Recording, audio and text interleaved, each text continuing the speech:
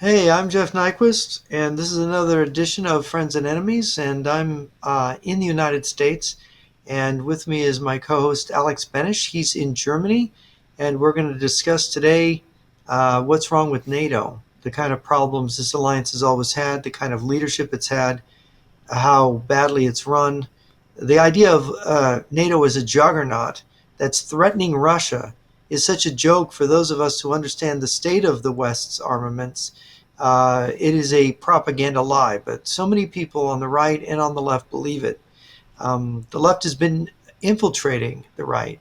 The left has been attacking the military industrial complex in Washington and in Brussels, and the sabotage is subtle. You know, it's women in the military, it's outfitting tanks to accommodate pregnant women, as Alex is going to mention, and it's women on ships, women in combat zones. Let's get women into combat. Let's really muck up the works. And you've got this radical feminism as one, and then there's homosexuals in the military, which has dissuaded a lot of people, guys who are fighters. They don't want to be in a barracks with homosexuals.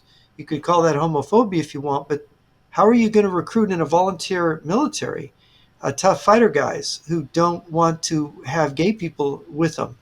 They don't like it. You've got the Bible Belt in America is where we recruit a lot of our soldiers. Well, recruitment's down. They can't find people. They can't get people to volunteer for the U.S. military. And we're going to find out about Germany and maybe some other Western countries today. So, Alex, tell us how ready is NATO for war, given the state of affairs in Germany and other places? Well, I think I'd have to ask the question, where is NATO or what is it in this day and age? Because if you listen to Russian propaganda, NATO is sort of this monstrous juggernaut, this fascist super force that's ready to just invade Russia at any given moment. I mean, even in 2014 with Ukraine, there was all this talk on the internet and other media about this NATO juggernaut, that this fascist wave of soldiers and whatnot is coming. And of course, anybody who knew anything was asking, what troops? There is nothing in Eastern Europe. I mean, Poland had nothing. Germany has nothing. Finland had nothing. There's really nothing there. And this was even in the 1997 agreement. This was a binding contract, basically, that the Russians had signed, allowing for some sort of a NATO expansion, basically just admitting that Russia can't tell other countries what military alliance to join or not to join. But there was something in that text in 1997 that said, well, we don't want any significant troops in these Eastern European countries. And they put it in mild language, and they were saying we don't want any, chaos. Let's say people got so fed up with communism, and so when the wall came down, we could have some crazy governments in Poland, or Poland may fall apart or whatever, and then you'd get some right-wing crazy dictator, and he would arm and have this big army at his disposal. So this is how they explained that, for example, Poland could join NATO, but could not really build up a usable force. So back in those days, the Polish were very surprised to find these restrictions put on them. So they were asking, are we second-class members of NATO? What is this? And so this was binding, and so you didn't have any real troops in Poland. They were using 50-year-old tanks. And so then 2014 happened with Ukraine, and there was still no sizable force of NATO in Eastern Europe. And so this was laughable, what the Russians were saying, that they were defending against this NATO juggernaut monstrosity that just didn't exist. NATO had almost fallen apart at this point, and it hasn't really picked up the pace yet. And now it's 2024. So this is kind of the state of things, and it's sort of a problem that started at the very beginning of NATO. I got some notes on the weirdest secretary generals of NATO and what they bungled and what their connections were. So this was never what it was intended to be. NATO was supposed to be this anti-communist, strong force, to have some sort of a unity, to have clear rules, and just deter the Eastern Bloc, and just for forever, basically. This was not Well, supposed to. yeah. What's interesting to me, you now going to the strategy that Golitsyn writes about in 1984, and I to explain KGB defector Anatoly Golitsyn. We've talked about him before. He defected in December 1961. He'd been in counterintelligence. He had been in these committees and groups that were working to reorganize the KGB for a long-range deception strategy in the late 1950s. And so when he came over pretty early on, he was telling people about what was mocked as the monster plot, that there was a long-term strategy where Russia was going to pretend to liberalize, and they were going to create controlled opposition within the Eastern Bloc, and they were going to use it to smash the West. And one of the things, and Jan Shena, the defector from Czechoslovakia, had the same information. There's other ones I've talked to that have told me the same thing, that they, like Robert Buchar, who worked in the office of the Czech president, told me, well, we knew in the office of the Czech president they were planning this liberalization. I talked to another guy who had connections in Moscow. Trevor Loudon knew a guy that had infiltrated the Communist Party, was training in Moscow, and they told him in the 1980s, we're going to liberalize and then we're going to smash the West. But the main idea, as explained by these people, is that once the Soviet Union, they actually get rid of the Communist Party and they get rid of the word communism, that NATO was going to dissolve. In fact, when they dissolved the Warsaw Pact, you have countries like, I think, Poland, even when Germany was negotiating its reunification, you had these countries asking to be admitted to NATO that early, as early as 1990. And of course, Moscow was making no objections, which is why them making a big deal about it now is so interesting. But against everyone's expectations, a lot of people said, well, NATO will dissolve. And this was the hope. Jan Shena said Yeah. this. Golitsyn said this, that when they did this liberalization and got rid of the communist label and got rid of the Warsaw Pact, there'd be no reason for NATO to exist. And the funny thing is, NATO continued to exist. It's like institutional momentum. The desire for Europe, the fear in Europe, was that without NATO, it would start to break up and that countries would start to quarrel. But as long as they kept everybody in this alliance, it would hold the whole thing together. And I think there were problems, of course, in the Middle East with Saddam Hussein, and there was thinking of it. It just never went away. And of course, I don't understand, except by some kind of bureaucratic sociology, that it's really hard to close something or shut it down. And thank God they didn't, because however bad NATO is, the Russians hate it and they need it gone because they want to dominate Europe. And as long as it's there, I mean, the French have 300 nuclear weapons, and the British have a couple hundred nuclear weapons, and you just can't march in as long as they're dedicated to defending each other. And you've got the U.S. obligated to defend them. So, but it is very greatly weakened. Is it not true that it really weakened after 91, after the Soviet Union collapsed? Well, there's nothing really to speak of here. I mean, especially Germany, they tore everything down. I mean, there was the town I grew up in. This was a 20,000 people little city thing, right? But they had army barracks. I mean, they had a Bundeswehr military base. They had training facilities. They had all kinds of stuff, and they had these huge radio antennas. And people I personally know, they were trained on this equipment. I mean, this thing was probably the biggest object in the region. This. And it was what was it? It was a radar. No, it was a specialized radio antenna array, and they were listening to everything that the Eastern Bloc was doing. Oh yeah, they And had quite a few of those and they throughout had Germany. they had people trained on this equipment, people that I know, and they were so good. They became so good at it. They could tell you in an instant that a specific Russian guy was now operating a radio, because there's little intricacies of how a radio operator, a Soviet radio operator, is doing this thing. There's little differences, and when you spend enough time in training, you can basically tell that this is a specific guy, because they all have a little different fingerprint. And so this was the level of training. This was kind of how much the military back then was in people's minds, because people had to do compulsory military service. I think it was 2 years and became 1 year. And so everybody had experience with rifles and marching and all the basic training stuff.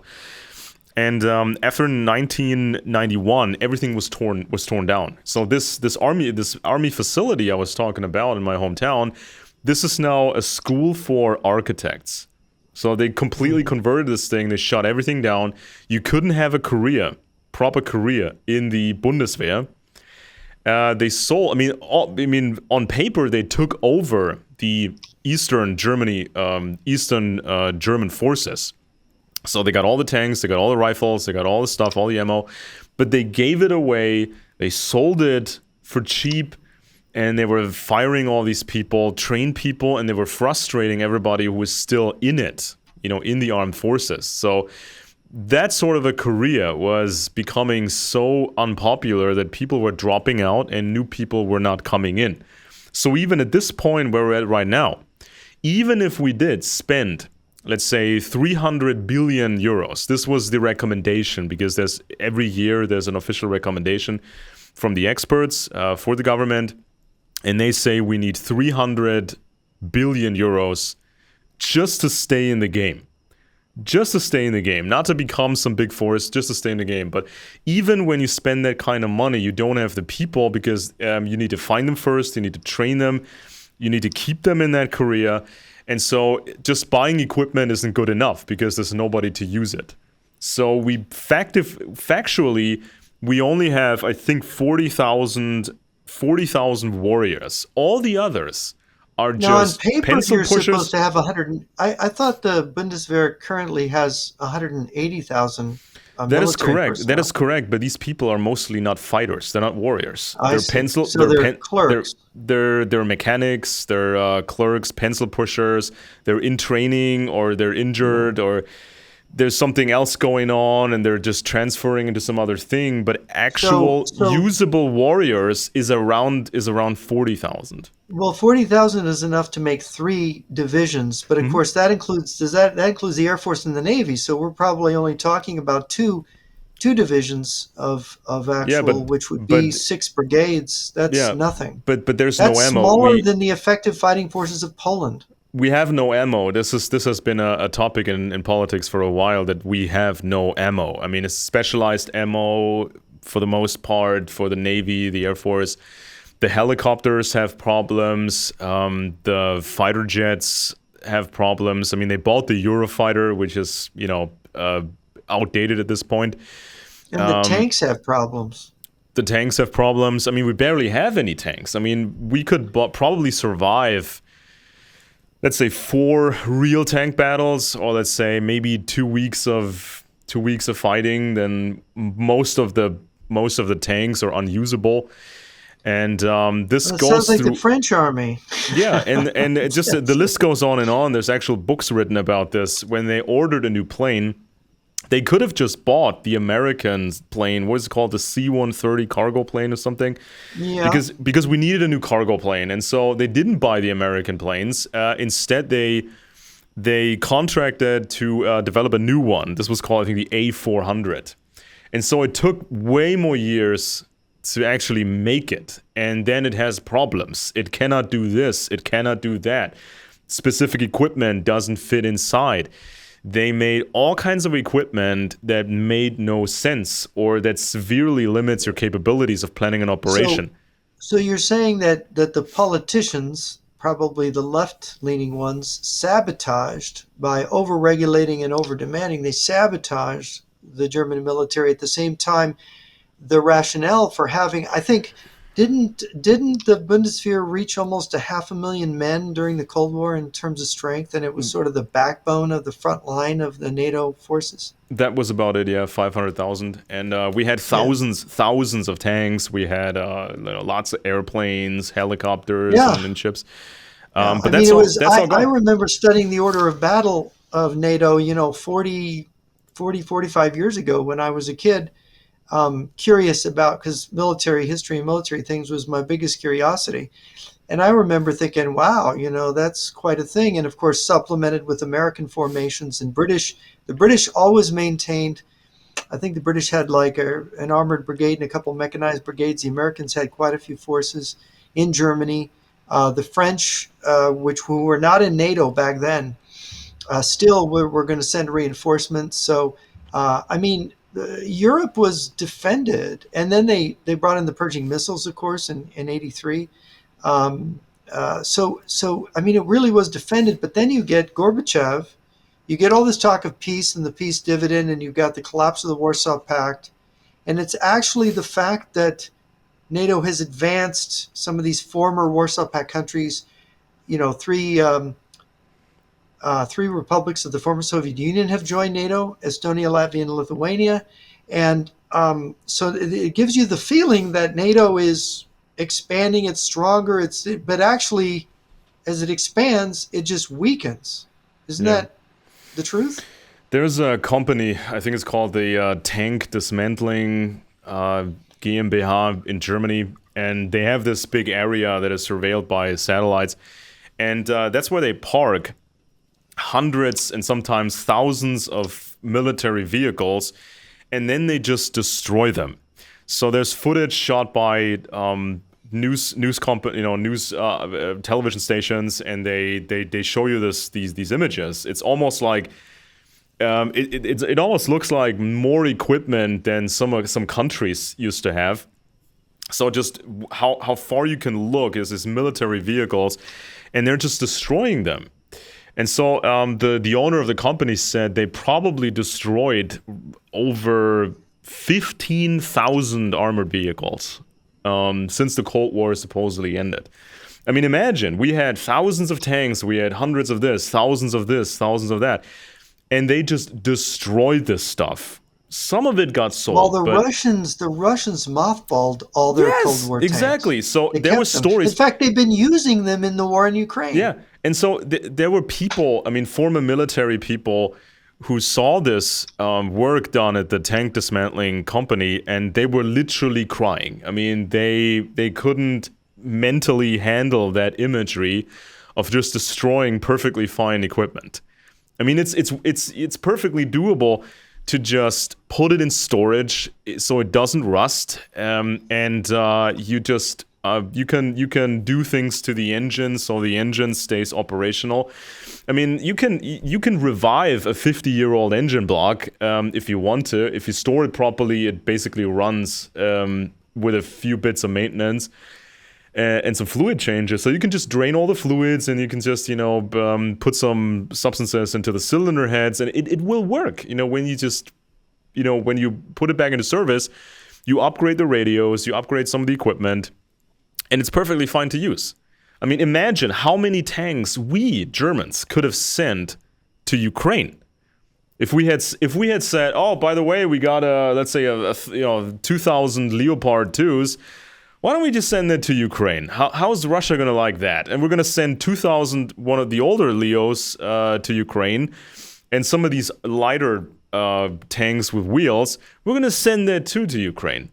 I mean, that wouldn't have been a problem at all. I mean, this could have been done, Yeah. but in a very quick. In fact, the best Ukrainian tank brigade, the main one, that's defending at Avdiivka, is made up of, I believe, German tanks, of Leopard tanks. And they've been fighting and losing tanks and beating back the Russians. The Russians have suffered horrible casualties there.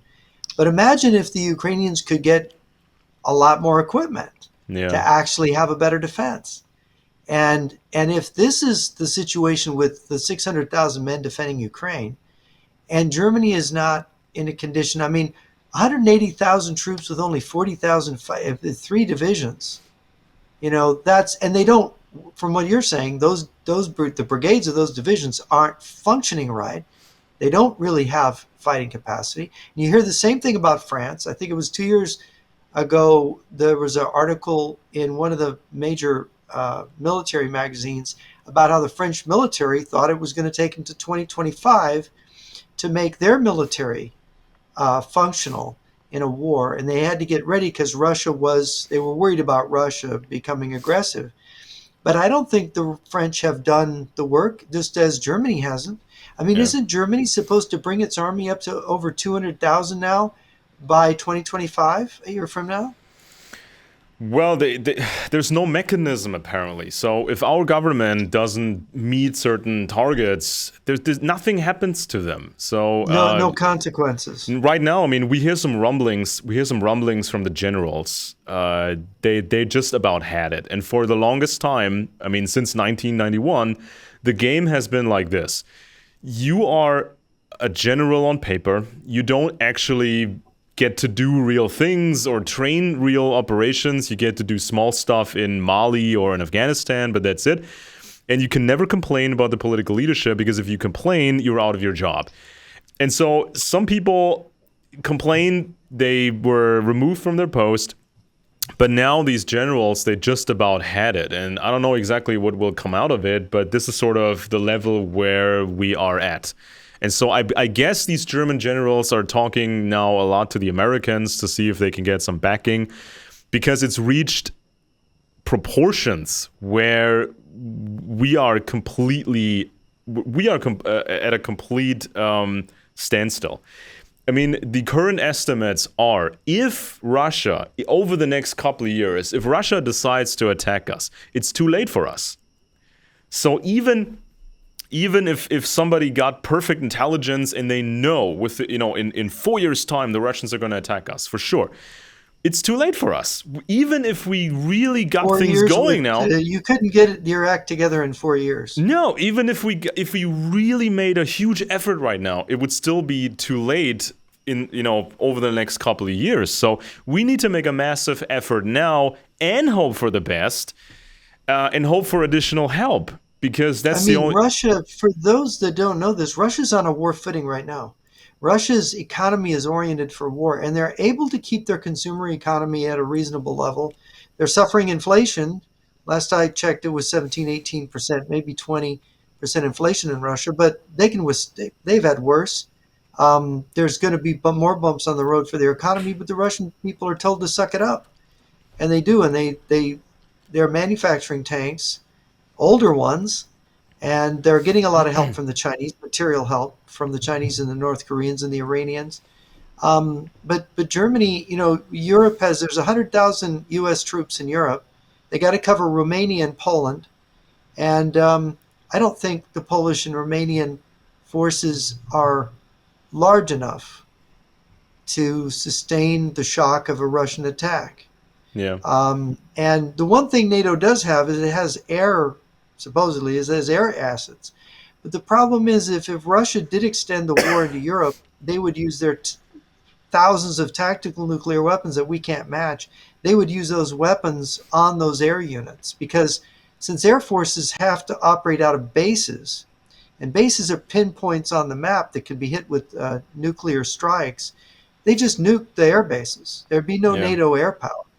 And therefore, in that event, and they would also nuke the logistics system so that NATO's logistical advantage would be gone. So the only thing you'd have are the forces that Poland has, the few brigades they have, the paltry brigades in horrible shape that Germany has, the 100,000 Americans, and the rapid reaction forces of France, Spain, and Italy, and the UK. That's all you'd have. And rapid reaction forces are just light infantry that can be flown in quickly, land at an airport, and maybe hold a town or something. Europe's too big for this kind of force to defend it. And there's not the fighting spirit There's not the leadership, from my perspective, that the Ukrainians have. The Ukrainians are highly motivated. The Ukrainians, because of their Euromaidan revolution, people don't understand this revolution was a spiritual revolution. It was a revolution in the spirit of the people, and that's why they're fighting so hard. And I look at America, where so many people they're just against their government, Yeah. and their government is infiltrated. It's compromised, like the government in Germany. You've got Biden in the White House. You've got Scholz there in Berlin. You've got the president of France. Goodness knows what he is. When he comes back from China, he's saying we don't need to fight America's wars. You don't, except for a handful of smaller countries in Europe. It doesn't seem like there's a will to resist Russia. I mean, is that your impression? Well, I recently read a report from the armed forces, and they talked about the civilian aspect of defense, and so they explained this concept that people were supposed to have supplies, not just for themselves, but also to supply the armed forces. So you're not just prepping for yourself and have, I don't know, buckets and buckets of storable food. You were supposed to be able to share it with the armed forces if necessary, because the armed forces would then expand, of course. And there was this notion of, if there's a war, the military owns the roads, and they can share the roads with the general population. So if you get a warning, that nukes may be incoming, could be just 5 nukes, whatever, but still, you get a warning. You got a few minutes time to get to safety. Nobody really knew what to do in the general population, and you were not able to escape because the roads were closed to the general public. So you can't say Germany is getting too hot for me. I don't think we're gonna make this. I'm just gonna, drive my family to France or to Spain or whatever and board a ship or a plane and go elsewhere. You couldn't leave Germany. We're completely trapped. And so they stopped. We had bunkers for about 2% of the population. That's 2%. Compare that to Finland. I think Finland can put 90% of its population into bunkers, real bunkers. They have bunk beds. They have underground swimming pools. There's a Helsinki below Helsinki, and so this is how the Northern Europe is playing this, and we were defenseless in that way, and so we had compulsory military service. So people had to spend a year, or it was longer at some point. You had to spend a year in military training, and then it was stopped with the argument it's too expensive. But there's so many cheaper options. You can train these young men how to operate the standard firearm, standard assault rifle. You can make it mandatory for young men, or anybody really, to have the training and personally own an assault rifle and some ammo in a gun safe, and you can have the government subsidize it, so it's not that expensive for these young men, for example. It's that option. Then of course we had thousands and thousands of military vehicles, so you can at least familiarize people with this equipment. I mean, of course you cannot learn how to operate a tank and the complicated systems in over a weekend, but there's just so many opportunities to have sort of a cheaper way of having people ready and having people trained so they know what to do. Well, And what you're getting at is that in very subtle ways, through the politicians and through other things, that the defense of the West is being sabotaged. Would it be fair to say there's a system of sabotage? well, of course, I cannot present evidence that a specific politician was intentionally sabotaging the armed forces, but from my perspective, if there was intentional sabotage, it would exactly look like this. I mean, you couldn't sabotage it any better, so to say. Let me offer an explanation. In this book, Red Cocaine, that my friend Joseph D. Douglas Jr. did, in this book, he discusses the creation of the Soviet strategy was reformed in the 1950s under Khrushchev. Khrushchev thought that Stalin's ideas were kind of old-fashioned, and that I think a lot of the leaders around Stalin before his death thought that Russia could not, on an even playing field, defeat the United States in the West. So they needed to make the playing field uneven by creating a sabotage, what they call the sabotage regime in the West. Now, how did they do that? And this information comes from Jan Šejna, the Czech defector, who was on the Central Committee of the Czech Communist Party, was on the Defense Council, was considered a protege of Khrushchev, and this is what Šejna said: the 5-step plan for setting up the sabotage, to being able to do the things you're talking about to the German military, the U.S. military, the French, and so on. So the first step is to train communist cadre, to train communists. That is communists for all the different countries, communists for Germany, to train. And in Russia, all the countries in the world where their communists were trained together in Moscow, except the Americans were trained separately. There was a reason for that. It's the Americans it was just much more sensitive. They didn't want the communists in other countries to know who the communists in the U.S. were. And I think that has to do with their intention of destroying the United States later, whether or not there were communists in charge of it or not. But anyway, that's the first step, was training cadres. The second step was to train terrorists. They wanted to train people in terrorism because part of the overt sabotage is like with 9/11, with the Arab terrorism. You have to be able to have terrorist attacks and the terrorists seem to come from national liberation movements or whatever. And of course, you think about how 9/11 and it diverted the forces of the West to fighting these enemies in Iraq and Afghanistan and in Africa, who were considered the enemy, right? And then we reoriented our doctrine and everything that way. So that in a way sabotaged our military. The third step was the international drug and narcotics trafficking.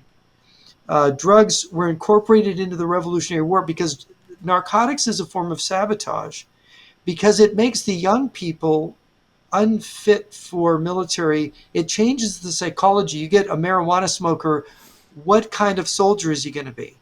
You get someone hooked on meth or heroin, it just destroys them. But even more than that, the money laundering of the drug money, where you develop a drug culture in the West, but then the money laundering, you can corrupt the banks because they're going to end up laundering that money.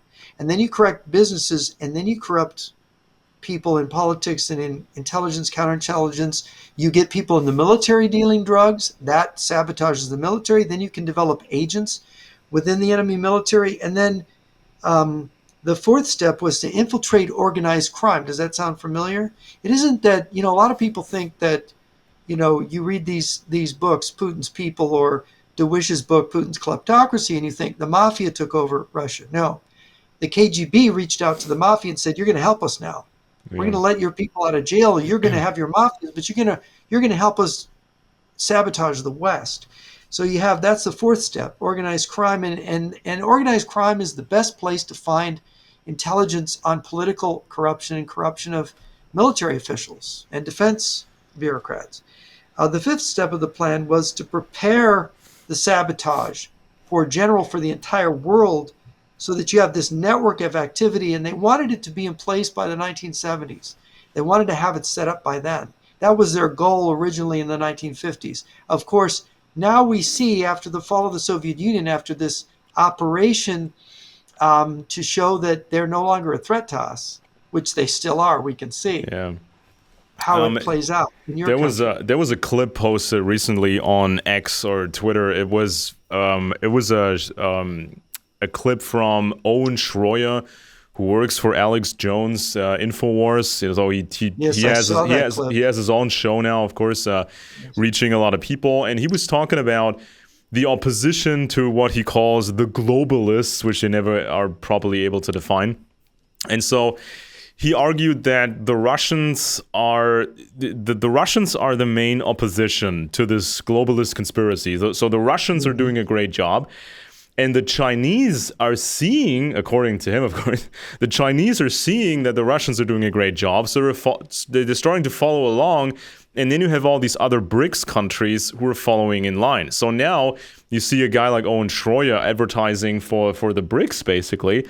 And I think this is part of the military sabotage, because if there is a draft or there is a need for a larger amount of soldiers in the US, a lot of people would, I think, refuse because of all this truther propaganda, because they think that, well, this is the globalist conspiracy. They want to feed me into a meat grinder against the Chinese and the Russians, and I'm not going to do that. So how do you draft people? And if this is a mandatory draft, how many people are going to refuse it and say, no, this is a conspiracy, I'm not doing that, I'm going to move to the red state and just, tell the federal government to shove it, and just this could cause all kinds of problems. And these people, they don't even know what they're talking about. Yeah, I'm going to run away to Canada, right? You're gonna see. The thing is that if you get communists in the government and they infiltrate, they advance policies that aren't very good, and you've got confused conservatives and confused moderates, and they make these wrong choices, and then these choices are depicted as malignant, that they're not doing it because they don't know what they're doing. They're not doing it because they're strategically disoriented. They're doing it because they're part of an evil conspiracy, and the evil is in the Pentagon and the CIA and Washington. And so we're the evil force in the world, and we need to be rescued by Russia and China. And that's, I watched Schroyer's little bit, and he was basically saying Russia, China, good, America, bad. Yeah. Basically what he was saying. It was very artfully done, though, because he could claim, well, I wasn't really saying that, but it was very artfully done. And the thing is, he's a guy that's gone to jail for, Capitol. Yeah, for January 6th, for being there, rabble rousing with the crowd. Now, he didn't actually go to jail for January 6th. He went for jail because he had been disruptive in a congressional hearing. Before, yeah, it was a publicity stunt. Before, right? And then he was under some kind of ruling that he was not allowed to do anything like that, that he had to, not be protesting or doing anything on the Capitol grounds. And he went to the Capitol grounds with a, loudspeaker. And even though he didn't go in to the Capitol building and he wasn't part of that riot, he had agreed that he wouldn't do that legally. So that was part of his situation from a previous incident. So this turns him into a martyr for 1/6, but he really isn't a martyr for 1/6. He's got his own issues, and Alex Jones too. And then you got this problem that there are people on the left that aren't communists, but they see the threat from Russia and China, and of course, they're the enemy to people on the right. So this using the right-left divide makes it so that you can basically make the people on the right the same as the Vietnam War protesters in the 1960s. So now we've got it from both sides. So left isn't going to want to fight anyway, and they'll be told, don't support this or don't, at the last minute. And the right isn't now. So they've completely sabotaged our ability to defend ourselves, basically in a very broad kind of way. Yeah. So I got these notes here on NATO, the Secretary Generals of NATO, and how this whole thing played out. So the supposed juggernaut, according to communist lore, this fascist mega force that they are constantly fighting. So NATO was a mess from the very beginning. So it started with General Hastings Ismay, the first Baron Ismay, first NATO Secretary General. Now, he sounded good on paper. He was a member of the British Privy Council, Deputy Lieutenant of the Crown, recipient of the highest medals. His father sat on the Legislative Council of the British occupying government in India. He served as military secretary. He went to Sandhurst, right? I think so. He served as a military secretary to Lord Wellington, the newly appointed British Viceroy of India, then on a committee of Imperial Defense in the War Cabinet during the Second World War. He was also exclusively occupied for a time span with the preparations for the invasion of Normandy. So it sounds like a legit guy, right? So this is kind of what you would have imagined the first Secretary General of NATO to be. Not some stinky bureaucrat, with left leaning, so what came later. So this guy seemed legit, right? Problem was, he was sort of in a duo with Lord Louis Mountbatten. Now, you can find some very interesting stuff on Mountbatten in the book War of the Windsors. Now, this is the main aspect of the book. So not only did Lord Mountbatten have these serious communist contacts, and we've covered them in this show before, but he had his private sexual adventures, and even the FBI didn't trust him anymore. They had a file on him, and then we learned that he also bungled something very important, which was retrieving the secret communications between him, the royal family, and their relatives on German soil and all over Europe during the Second World War. So he was the conduit for secret communication within this super large family cluster. And after the war, it was Mountbatten's job to retrieve a lot of the important communications, just to have them in a centralized archive, and not have it fall into Russian hands or as regular American hands or whatever. But the person Mountbatten chose to retrieve these documents was one of the Cambridge spies. Was it Blunt? I don't remember which one it was. It was one of the Cambridge spies. So the assumption is that I think it was Anthony Blunt. So the assumption is that he copied this material or photographed this material, handed these copies or these photographs over to the Russians, so the Russians had this material, and this was potential blackmail against Lord Louis Mountbatten, who was very important, very powerful. And of course, the king and the reigning king or the queen, they got access to all British intelligence. So they would get a box, this red leather box every night of the most sensitive material. The queen or the king, respectively, could read this material. They had to return all of it or destroy it. And so you had to trust the monarch to handle this material properly. But of course, this is a huge, large family cluster, so people can talk to each other. They can share documents. And if Mountbatten was compromised, who else was compromised? So this was a huge, huge problem with Britain. And so General Ismay and Lord Mountbatten, they were sort of a duo. And they were bungling some really, really significant things so that would benefit the Soviets. So effectively, Mountbatten was sabotaging India and Pakistan. Lord Mountbatten was appointed the last British Viceroy of India, and Ismay offered to serve as his chief of staff. So in March of 1947, Ismay left with Mountbatten for India to help preside over its transition to independence.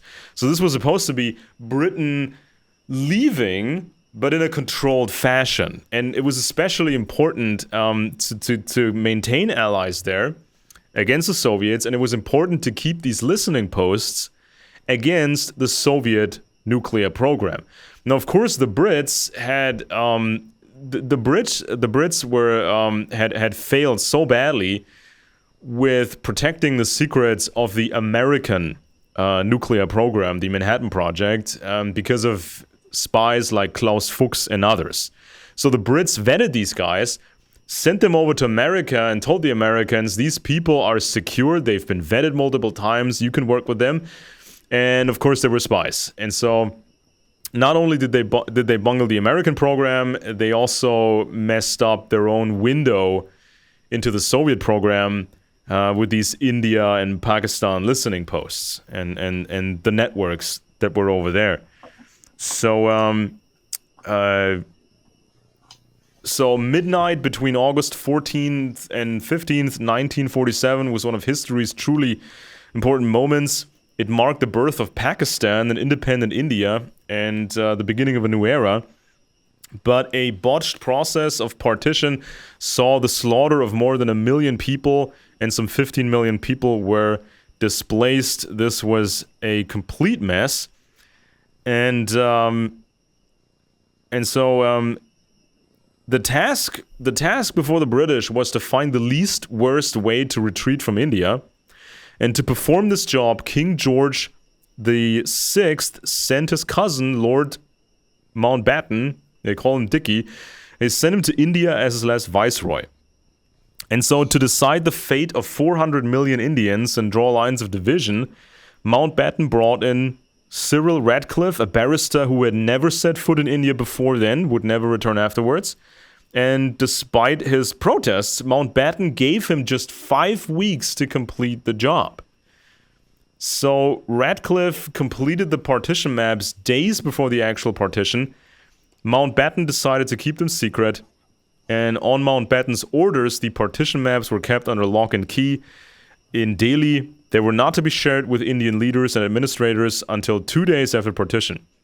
So Mountbatten made little effort to devise arrangements for how resources would be divided or shared. So this became a complete cluster mess of epic proportions, and this was on Mountbatten, who was already under suspicion, not just inside Britain, but also the French and the Americans. The FBI didn't trust Mountbatten anymore. And Mountbatten also messed up things in Egypt. So all these places where the KGB was heavily involved and the Soviets wanted a foot in the door. And so this was Mountbatten, and it was also General Ismay, the first NATO Secretary General.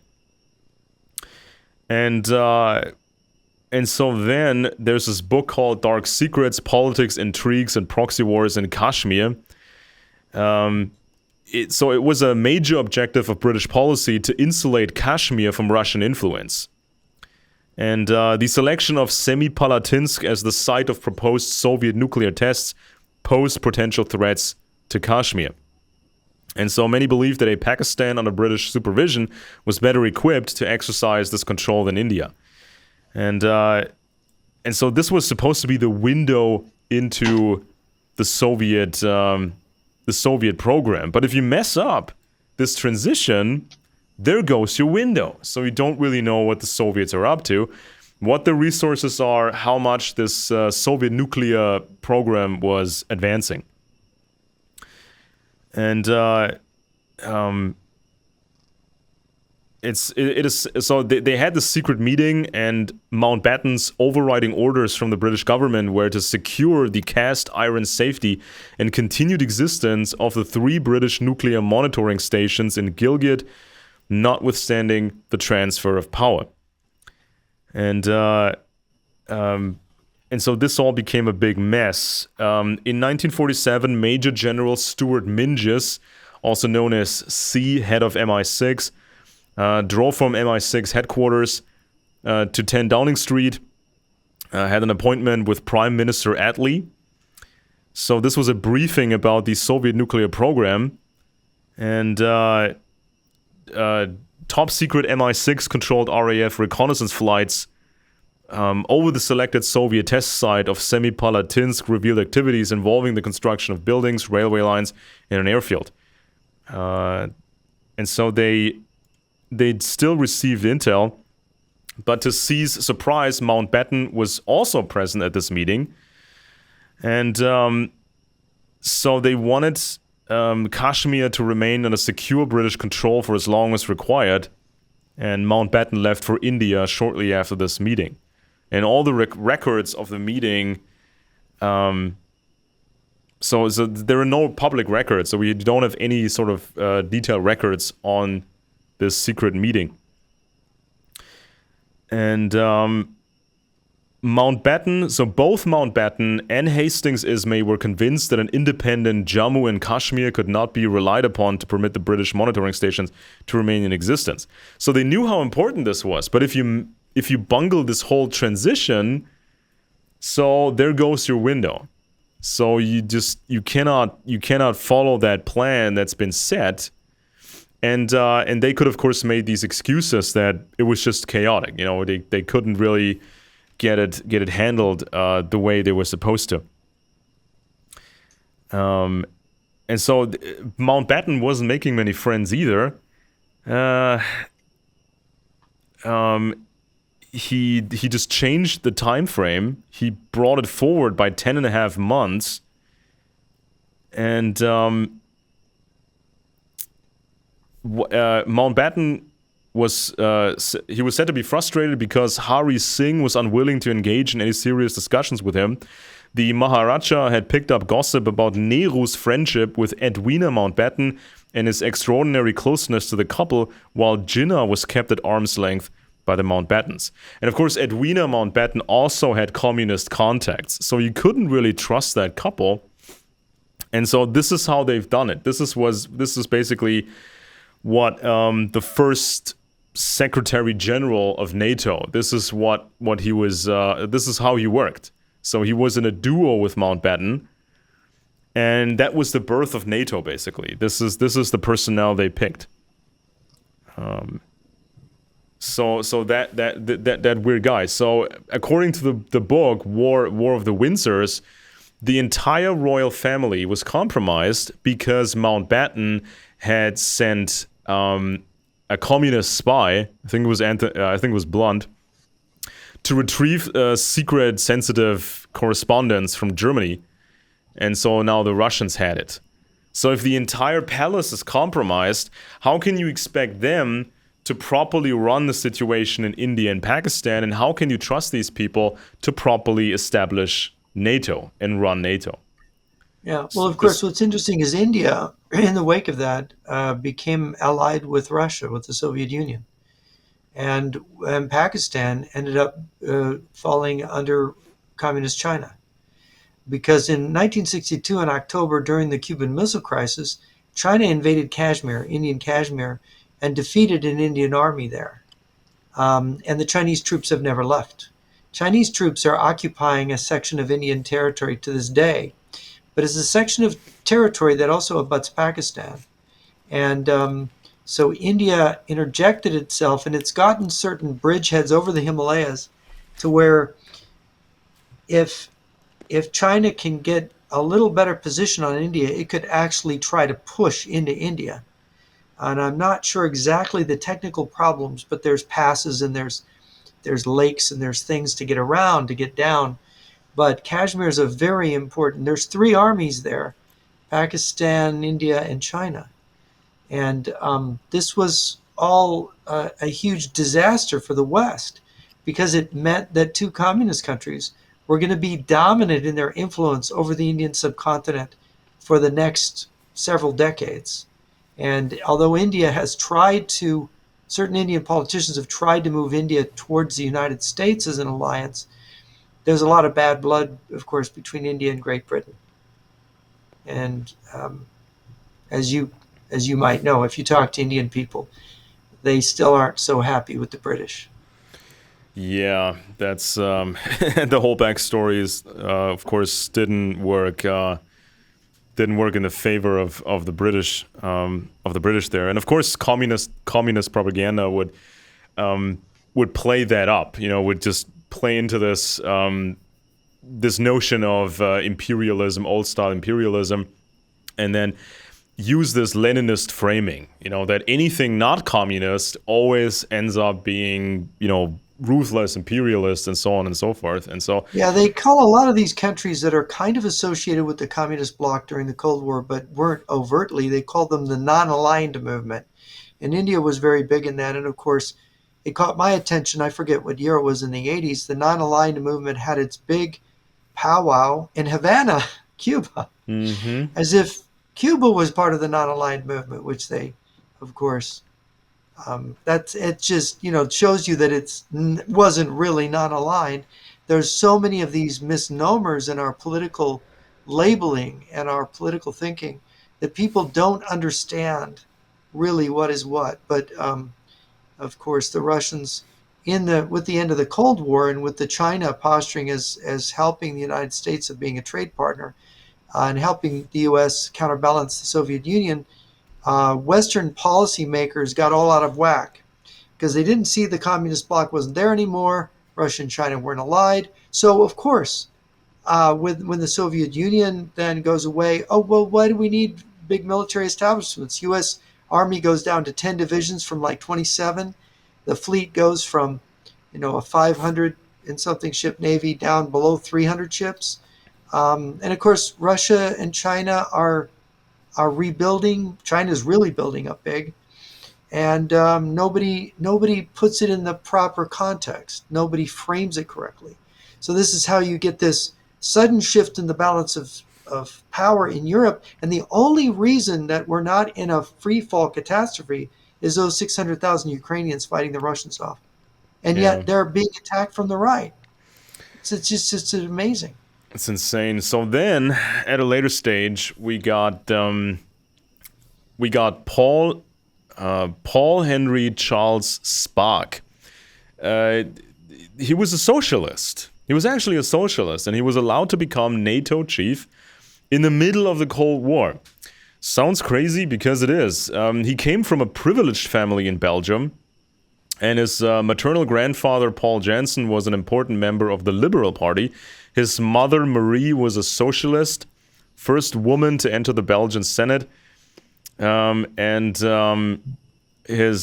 uncle, Paul-Emile Janssen, served as Prime Minister of Belgium from 1937 to 1938. Now, of course, if you get into certain positions in Belgium, that requires the blessing of the aristocratic house of Saxon, Coburg, and Gotha, which is also part of the British throne. Now, if the British royal family is compromised, not just with Lord Louis Mountbatten, but because of all of this correspondence, because that implicates the larger family. If they are compromised somehow, that of course extends the problem to places such as Belgium, obviously. After earning a law degree, Mr. Spaak practiced law in Brussels, where he excelled in defending communists accused of conspiring against the security of the realm.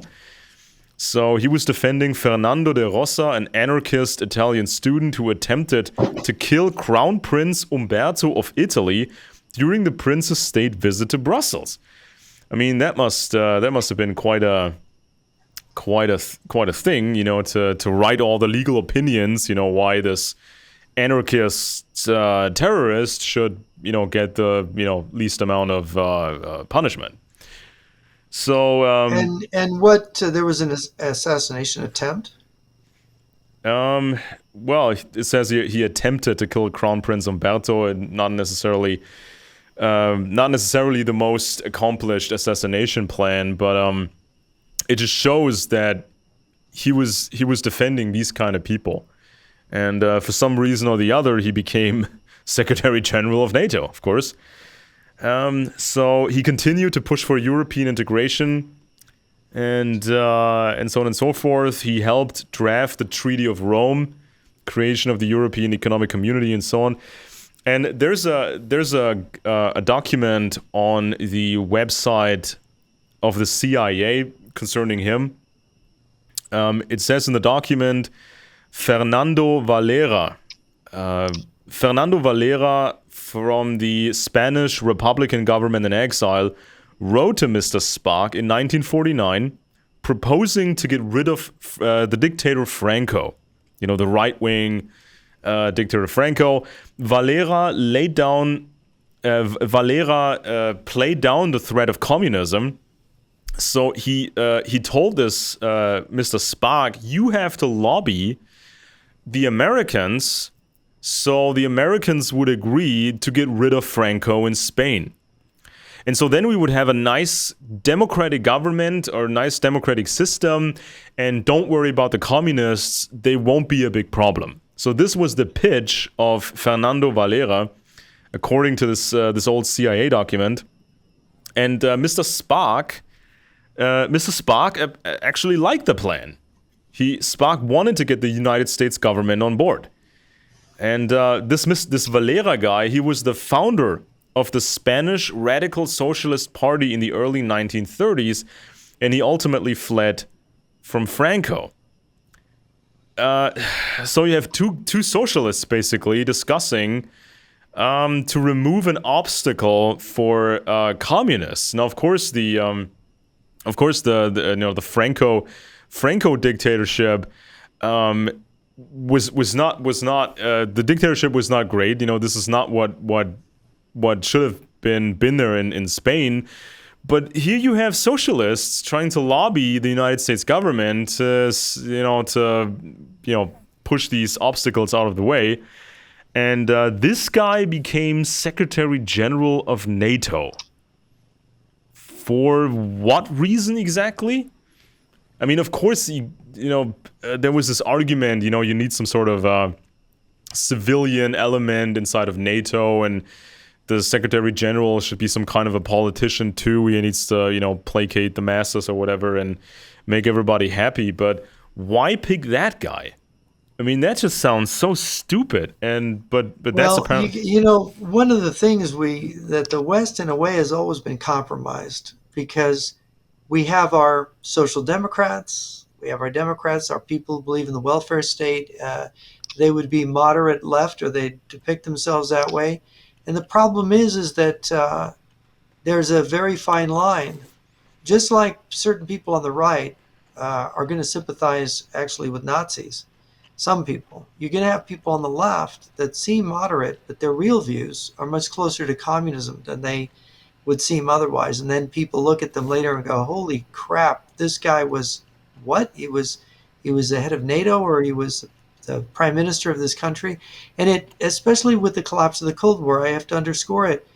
And of course, you're talking about somebody pre-Cold War. Imagine how bad it gets if you're getting people like this before you have the collapse of the Soviet Union. Imagine how bad it gets afterwards. Yeah. Basically. And then we get to Peter Carrington, the 6th Baron Carrington. Now, he seemed more legit on paper, of course. The Baron was in the British Privy Council. He was Deputy Lieutenant of the Crown, served with his regiment during World War II, played a key role as a tank commander during Operation Market Garden in the Netherlands in 1944. He served as the first Lord of the Admiralty. Interesting. Now, the Admiralty was at some point kind of the dominion of, or the job of Mountbatten, or the Mountbattens, because of course this was a big family. And when the Conservatives returned to power under Edward Heath in 1970, Carrington became Defense Secretary, and at his NATO Secretary General post from 1984 to 1988, he was particularly committed to establishing normal relations with the USSR. What are normal relations with the USSR? And something bad. Yeah, from 1983 to 2002, he was president of the Pilgrim Society. He chaired the Bilderberg conferences, and of course they told these companies at Bilderberg, it's okay to sell stuff to the Russians. You can make business with them. This is all going to work out fine. This is going to create normal relations with the USSR. And just like our policy with China. Same thing. And so he was a member of Mr. Heath's cabinet as Defense Secretary, as I mentioned, and Energy Secretary. Mm-hmm. Now, this Heath guy is also very, very weird. As an undergraduate, Edward Heath traveled widely in Europe. His opposition to appeasement was nourished by his witnessing firsthand a Nuremberg rally in 1937, that's right around the corner, where he met leading Nazis Hermann Göring, Joseph Goebbels, and Heinrich Himmler at an SS cocktail party. He later described Himmler as the most evil man I've ever met. Now, it seems like Mr. Heath didn't know about this great deception maneuver, performed by Winston Churchill and others. So this appeasement was fake. They tried to create this impression they were sympathetic, or there were sympathetic circles, towards the Nazis. But this was just to keep the Nazis away. Well, just to clarify, Heath was the Conservative Party Prime Minister from 1970 to 74, I think, right? Yeah. In the 70s. Exactly. Before Margaret Thatcher came along, and so he wasn't from a left-wing party.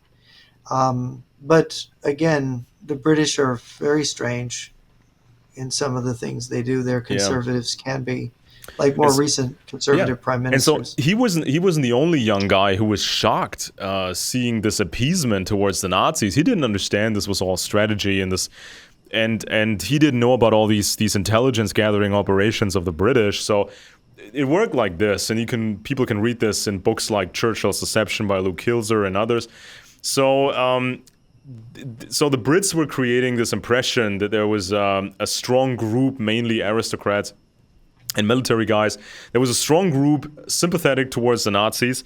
And so then, by building up these individuals, they would then get sent to Germany.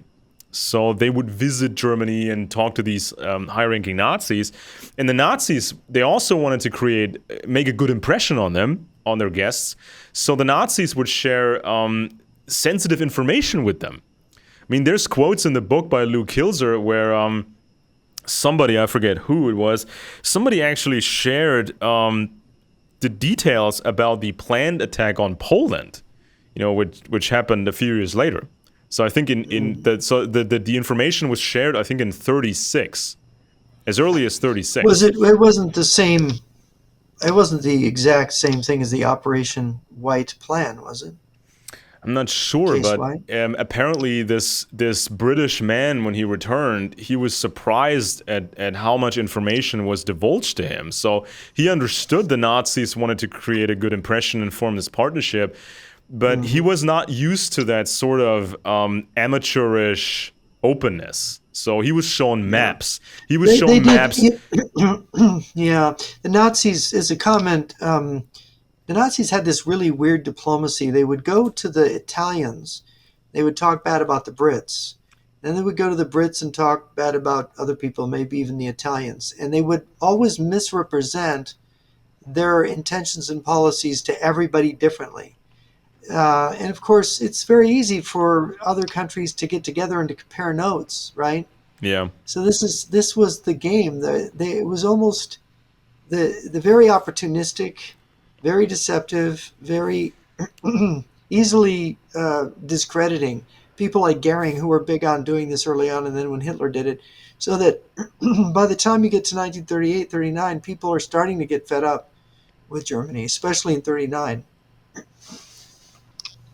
Yeah, and so this young Mr. Heath, this young guy, Mr. Heath, he's shocked about the appeasement. He doesn't know that this was just a ruse, a charade. And so others were shocked too, these young guys at Cambridge, who then got approached by Soviet agents. And these Soviet agents would tell them, look, fascism is going to become a big thing in Britain. You can see this everywhere. This is all going to be horrifying. And so somebody has to do something. And are you willing to join a group that's actually doing something against this? So this is what the Soviet pitch was at the time. And it certainly worked on the Cambridge Five. It may or may not have worked on Mr. Heath. Now, he favored... Mr. Heath, he favored links with the People's Republic of China, visiting Mao in Beijing in 1974 and 1975, and remaining an honored guest in China on frequent visits thereafter, and forming a close relationship with Mao's successor, Deng Xiaoping. Now this was, in this, Heath, as a conservative prime minister of Great Britain, was following in Nixon's footsteps. He's just, monkey see monkey doing it, is what he's doing. Yeah, Heath realized that to become closer to Europe, he needed to be further from the United States, so he downplayed the special relationship that had long knitted the two nations together. His relations with Thatcher remained poor, and he turned down her offers of the positions of ambassador to the United States and Secretary General of NATO. So he could have become Secretary General of NATO, and so then there were all these gay rumors about him. So even his official biographer Philip Ziegler was hinting at this. He said at dinner parties, Heath was apt to relapse into morose silence or completely ignore the woman next to him and talk across her to the nearest man. And there were many, many rumors about him. And at a later stage in 2015, there were these claims against him that he was a pedophile. Now, he was cleared, and even long time after these supposed events, he was cleared. But this was in the course of the Jimmy Savile scandal. Now, Jimmy Savile, the famous television man, he was confirmed to have been a monster, raging pedophile. He was very, very close to Prince Charles and others. He was a regular guest at the British royal family, and so this is something that just swirled around. And he sort of, I mean, did people cover up for him? I've seen some clips about him. I mean, he was a sort of a mover and shaker behind the scenes in a lot of areas, wasn't he? Well, Savile? people thought him strange because he never married. And people just claimed he was asexual. He had no interest in anything, apparently. And these allegations against him were investigated as part of Operation Midland. And this was about very old cases. You saw various people in Britain being accused. Some were convicted, some were not. Because after so much time, it's really hard to investigate. And so this investigation apparently went nowhere. So some allegations were fabricated against Heath, so we don't know exactly what his deal was. But there were several investigations against him. And then, of course, we get to Jens Stoltenberg, the current Secretary General of NATO. He's an economist and a journalist. So, yeah, why would he become Secretary General of NATO? He's a member of the Norwegian Labour Party, was Prime Minister of Norway, and he attended the Oslo Waldorf School. Now, in case Americans don't know what a Waldorf school is, it's sort of a weird left-wing esoteric school. It's kind of popular in Germany as well. This has become sort of in what way is it esoteric? Well, these schools go back to certain individuals who were raging esoterics, the anthroposophics or whatever they call them. This was an offshoot. This was an offshoot of the other movement of Helena Blavatsky. She was with the Theosophists, and then there was an offshoot. There was an offshoot group, and I think they called themselves the Anthroposophists. Yeah, Anthroposophists. Yeah, so it's kind of left wing ish. They were more German in terms of their orientation.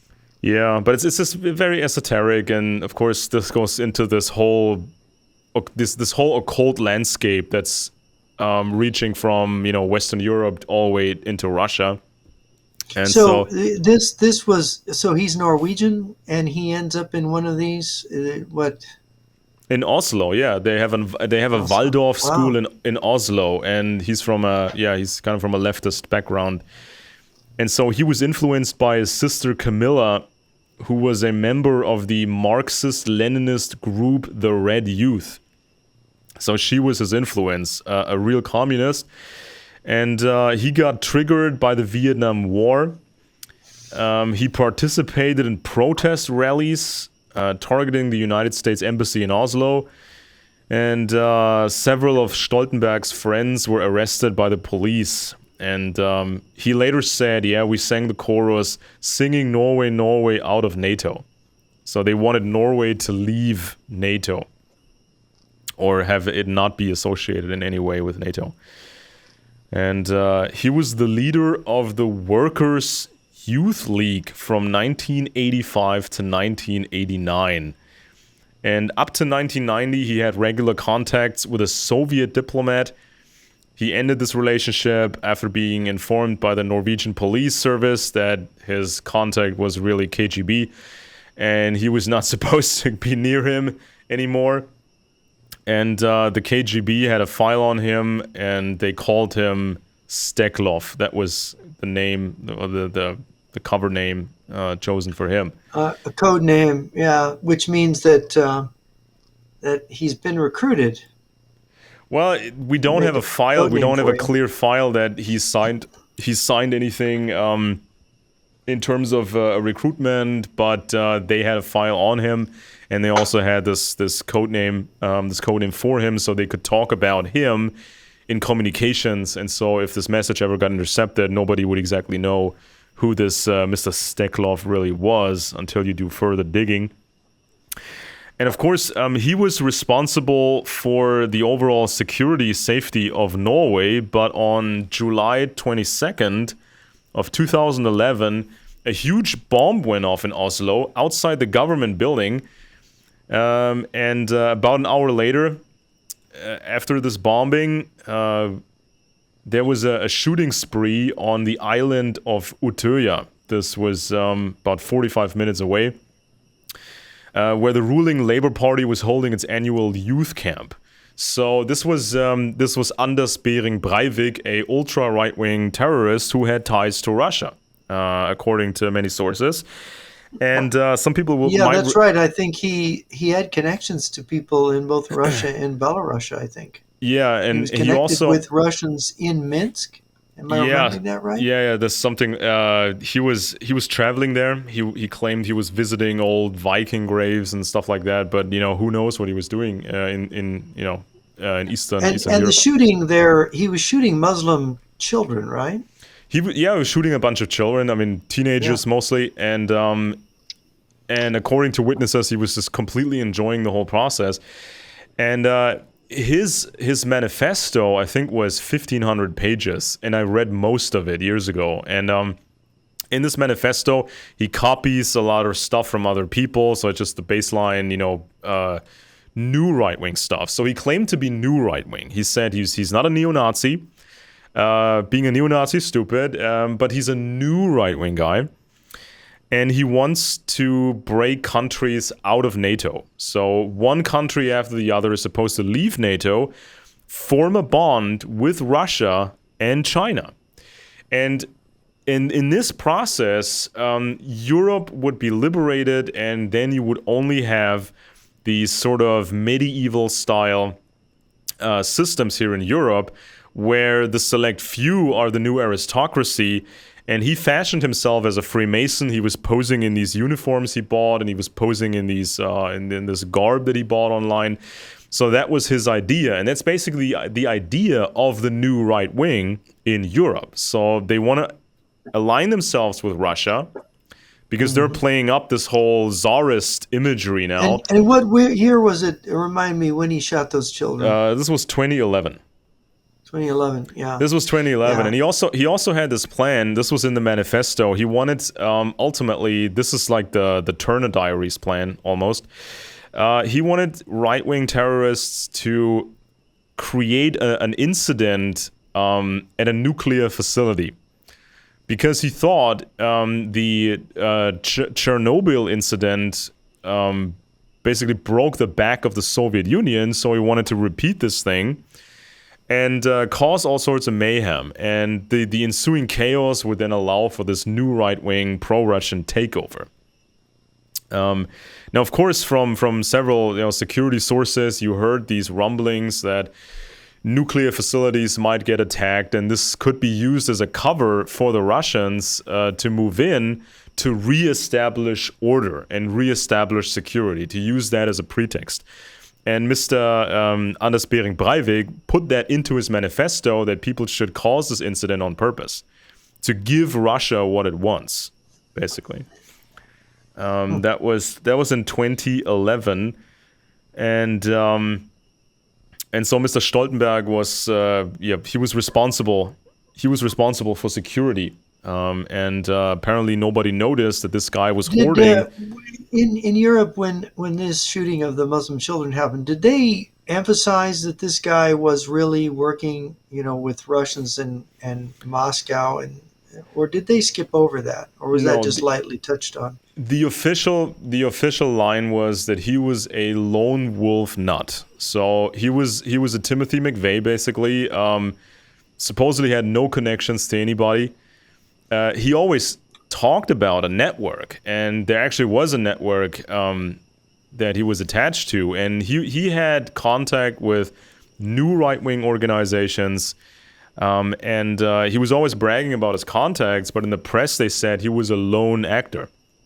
And if you looked a bit deeper, you saw sources telling that he visited Belarus, he visited these places, and he was orienting himself towards the east in that way.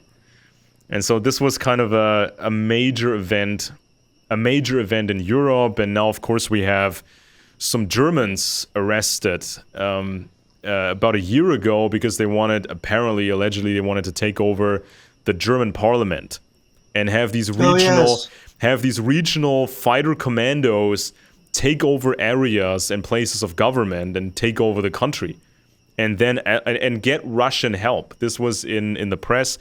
These German guys, they sent communications to Russia, to the Russian government, asking for some kind of support for these And the plans. guy that was kind of leading it, wasn't he an aristocrat?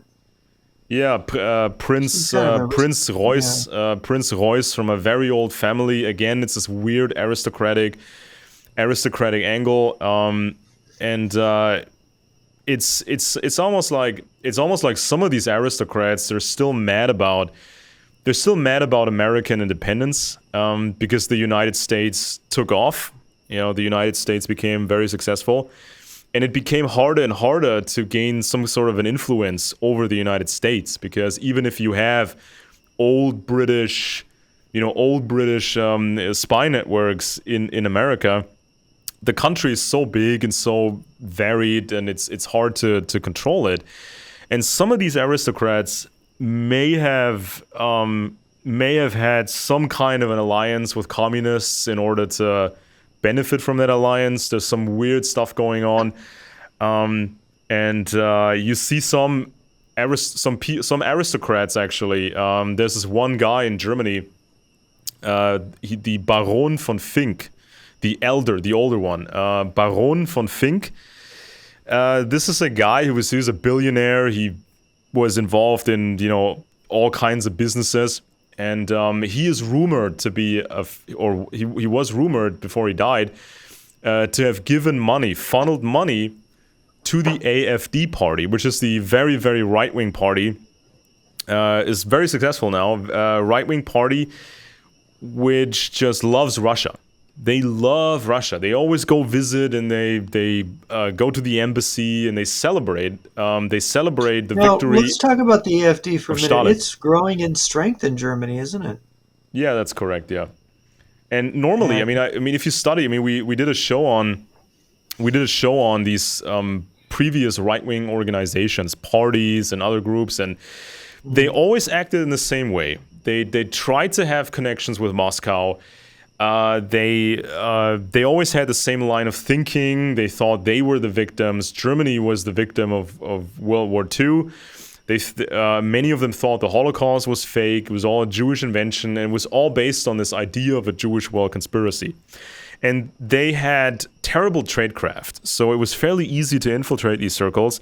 And you also had a lot of right-wing terrorists that got busted. And so when the AfD radicalized, you saw some of the same signs, what they believed in, and the Russian contacts and ties to extremists and all that stuff. But for some weird reason, you didn't see the same thing that happened in the past, that people get uncovered, people's plans get exposed, people get exposed as Russian agents or as super Nazis who were hiding that stuff. So this is something that's very weird. And now there was an announcement a few days ago of another right-wing party with a certain potential. And this is supposed to be in the middle between the mainline conservatives and the right-wing AfD. And so this new party is led by Mr. Maaßen, who used to run German interior intelligence, the Verfassungsschutz. And so he was really friendly with Mr. Parker, the former head of the MI5. And in 2018, they had this conference in Berlin where they were talking about their main enemy is Russia. They have to push back the Russian influence.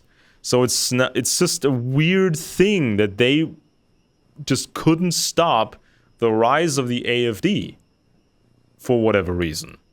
Because some of these AfD guys are really stupid. I mean, what they've done in the past and their associations and how they couldn't keep it a secret. They're really daft in tradecraft ways oftentimes. But somehow maybe someone trained them. Maybe somebody gave them, some advanced methods of evading intelligence. And so for one reason or another, the AfD party was allowed to grow.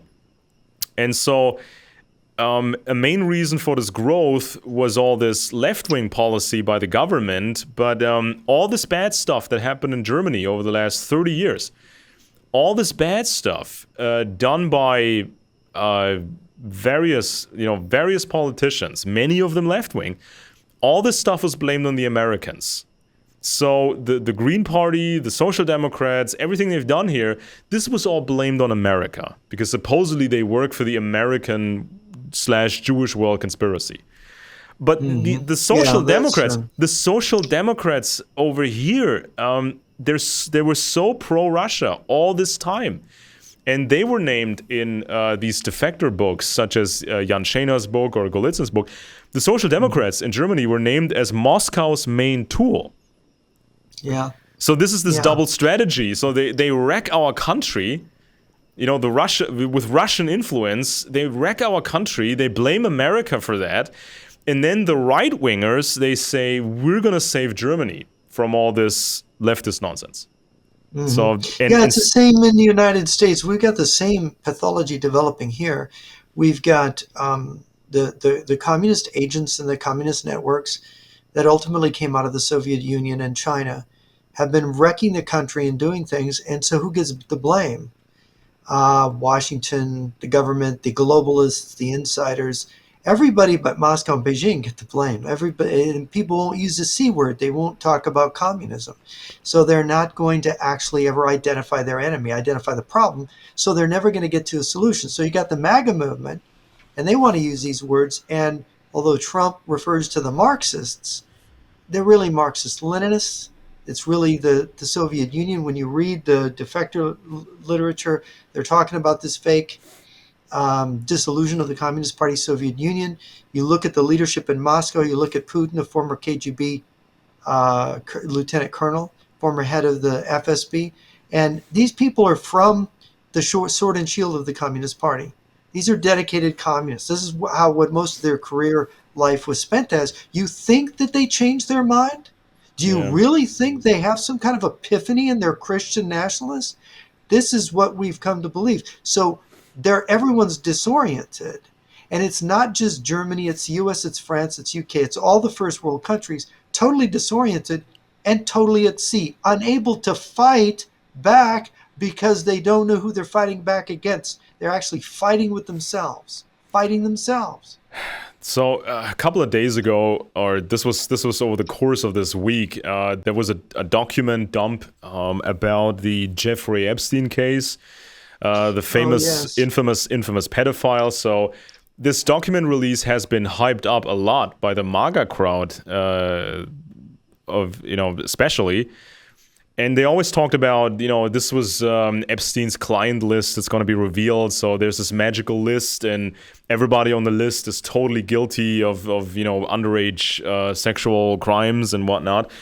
But it was just a document dump naming certain individuals who had interactions with Epstein, all kinds of interactions. And I've seen this over the years that especially the MAGA crowd, they're using the Epstein case to create this impression that things are much better in Russia. So Epstein proves that the West is rotten. The West needs a revolution. The West needs Russia for salvation, while Russia is the good Christian country. So they don't It's have the any Epstein's. same rap as Schroyer on Alex Jones's Yeah. Infowars. So Same thing. as if Russia doesn't have these Epstein types, as if Russia hadn't attempted to infiltrate Epstein's operations, As and if Russia didn't set up the pedophile network itself under Andropov in the 70s. yeah, and so this is kind of the game that's being played. So especially the pro-Russian guys, they're playing up this Epstein thing, even though Epstein was using the most baseline techniques ever.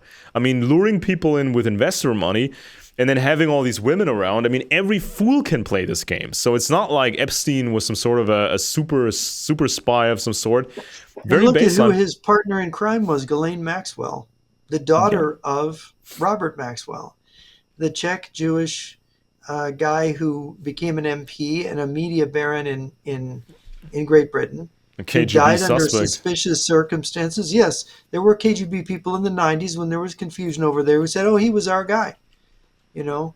And Yeah. so the idea that Maxwell was Mossad, well, he might have been feeding intelligence to different people, but I Yeah. think he was working with the Russians. I think he was working with the KGB. I mean, And that's so my opinion. Yeah, and so there's so much human trafficking in Russia. There's people going from one little town to the next, finding the prettiest little girls from these impoverished families, with alcoholic fathers and just no perspective in life.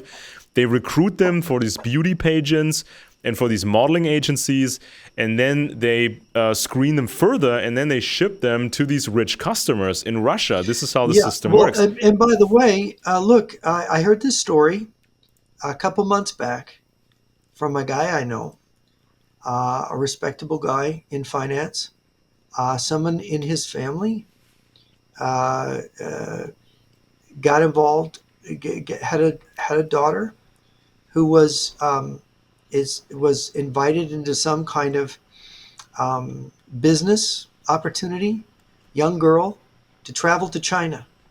She and her friends went to China, and of course, a smart fellow in the family said, "Hey, wait a minute, where are they? Go get them." If they hadn't acted promptly, if they hadn't had certain help from people who were in detective work and help them, those girls were basically going to be prostituted. They were going to be kidnapped and prostituted in China, right? Yeah. So the Chinese are luring people there. There's a police state over there. How do Chinese criminals get to do this? Luring American girls over there to capture them, and they disappear. Their families never hear from them again. Yeah. There And was a this is the game. Yeah. couple years ago. There was the soccer World Cup that took place in Germany, and so all the corporations they moved all the beer in place. They the Coca-Cola. They all the hot dogs or whatever the people are eating here. And so they had everything in place. There was just one thing missing. There were not enough prostitutes around for all these many fans coming into the country and the fans who were already here. So this was in the press at the time. So all these shady networks, they didn't have enough prostitutes to serve all these drunk soccer fans. And so they actually shipped in more girls from Eastern Europe and Russia. And so imagine this bonanza of opportunities for Russian intelligence to move in all these, tall, slim girls from Ukraine at the time and Belarus and Russia. Move these girls here and then trying to gain intel on these customers, because you don't know who's going to end up in your fishing net, right? I mean, this could be some dude who works in a power company or in some other infrastructure company or some guy from the military or some politician or whatever. Prostitution is absolutely aligned with espionage since the beginning of time. Yeah. The head of the SD in Germany, Heydrich, he ran a big prostitution operation in Berlin to snare diplomats, to snare important people, businessmen, and so on. And this is related in Walter Schellenberg's memoirs. So, and it's not the only one. I mean, it's all over the world. This is worked by different intelligence services, and the Russians and Chinese are really good at this game, and they're Yeah. really good at their alliance with organized crime. Again, I point to Joe Douglas's book, Red Cocaine. Organized crime is a really important element in the China-Russia strategy, and it's often Yeah, neglected. and of course, the left in the West, they always claim that in socialism, life is much better for women. So this is breaking the patriarchy. This is breaking the old system. Blah blah blah. But this was even a sales pitch initially of the Chinese communists. The liberation of women. But we have a lot of studies now, a lot of information now of the real life under communism for women. And even today, it's horrifying in China, in Russia.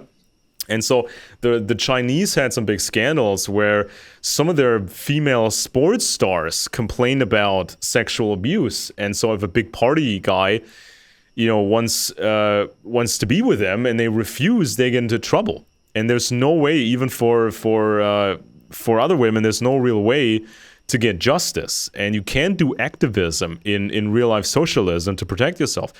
And so even in communist Eastern Germany, it was horrifying. I mean, there's studies on this, even up to this day, where sexual abuse by party members was insane. They could do whatever they wanted.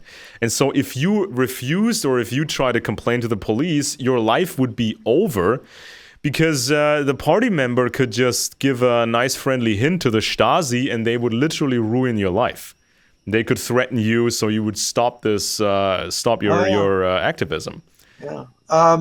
Yeah. So back to Stoltenberg, the Secretary General of NATO today. What more do you have? Did we finish with him? No, we didn't. Well, he's trying to be the friendly bureaucrat. I mean, that's what his pitch is, and he wants to leave the job of NATO Secretary General. He wants to head the Central Bank of Norway, I think, and That's the job he wants. that's a job he wants. I think he's done. He's done with NATO, and Do you think is he the kind of person that would be on the hook to the Russians? I mean, he's led NATO in this anti-Russian after the Ukraine invasion, but I always wonder about the sincerity or about the real meaning of this when you have left-wing politicians who all their lives helped Russia posturing against Russia now. I mean, how honest are they? Yeah, I mean, I don't see any reason to trust him at all because he's never earned that trust. I mean, he doesn't have the background for this kind of a position, and it's just the most baseline excuse he gave us that this was just his youth. This was just youthful activism, and his sister was a Marxist-Leninist, and this was all okay. And he's making fun of it. His sister is an ex today, to this day. His sister's a Marxist-Leninist? Well, she was it? Yeah, I think I'd heard his that sister before, Camilla. yeah. His sister Camilla was a member of the Marxist-Leninist group called Red Youth, and so In Norway. they were triggered by the Vietnam War. And Stoltenberg I was mean, how old is Stoltenberg? I mean, he's pretty old now, isn't he? he's like in his 60s maybe. He's not that old. He's like in his 60s Okay. maybe. And so Yeah. he was even making fun of his own past. He said, "Oh, we sang these songs, get Norway out of NATO. It was a hit." So he's making fun of his former activism. Just to emphasize the point. I was just young and stupid. We were ideological.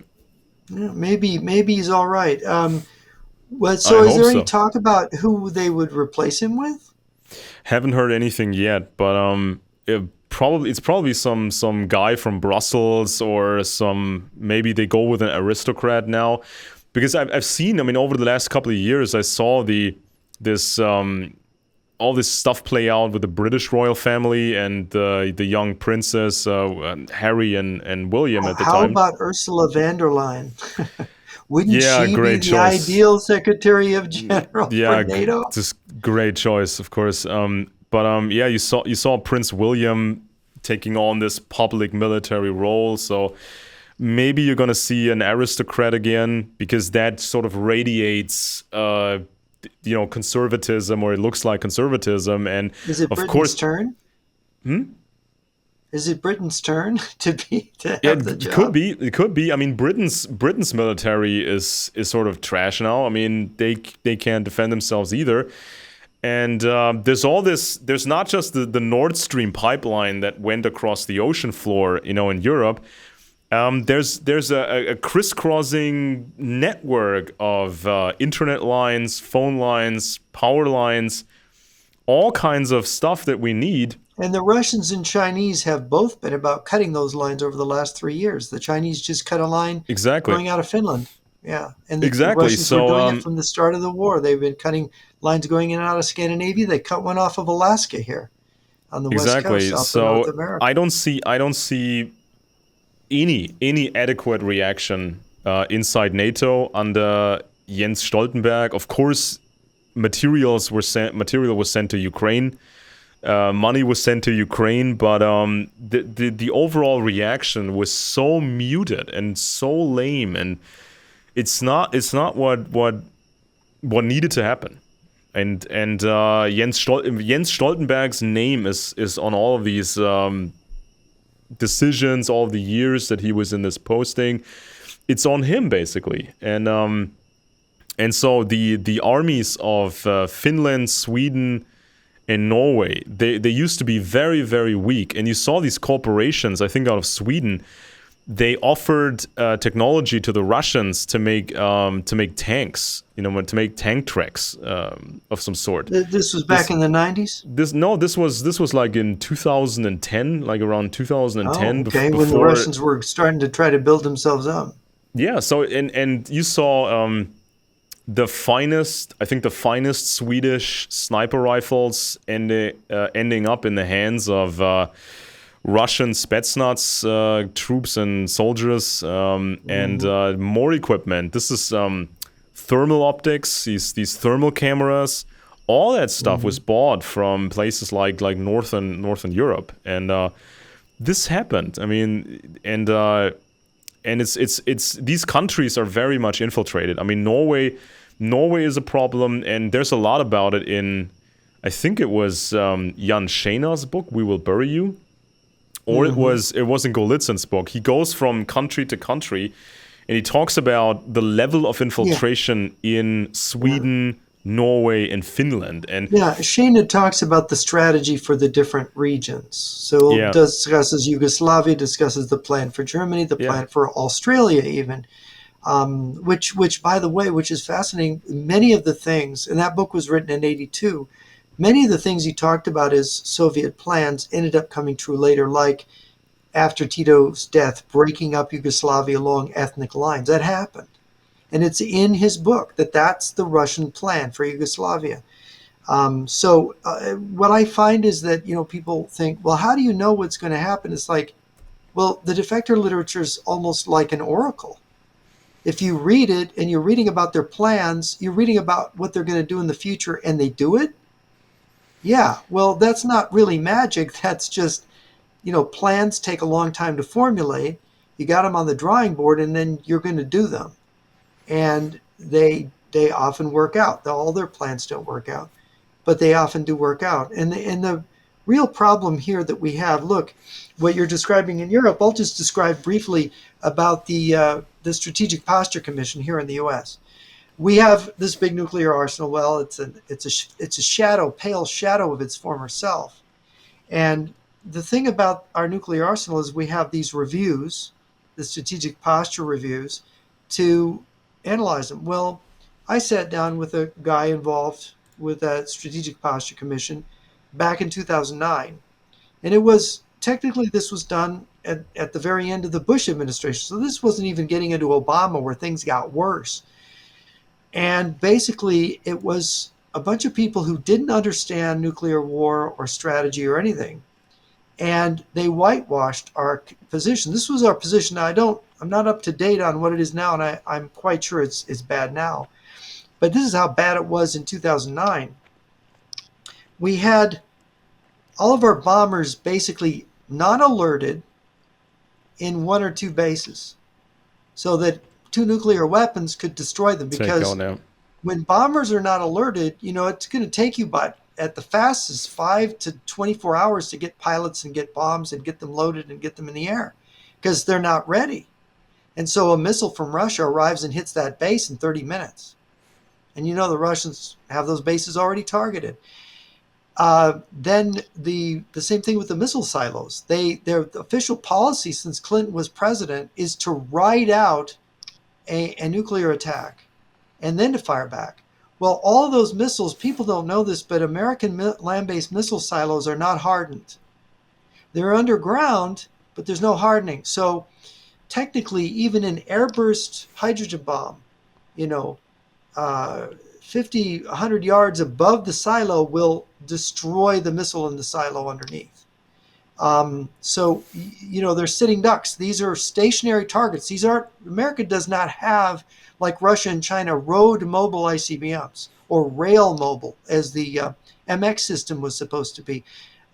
George Bush retired all the MX missiles, and they were dense packed. They were never mobilized on trains or put on giant, missile carriers. So they were never mobile, though they were intended to be.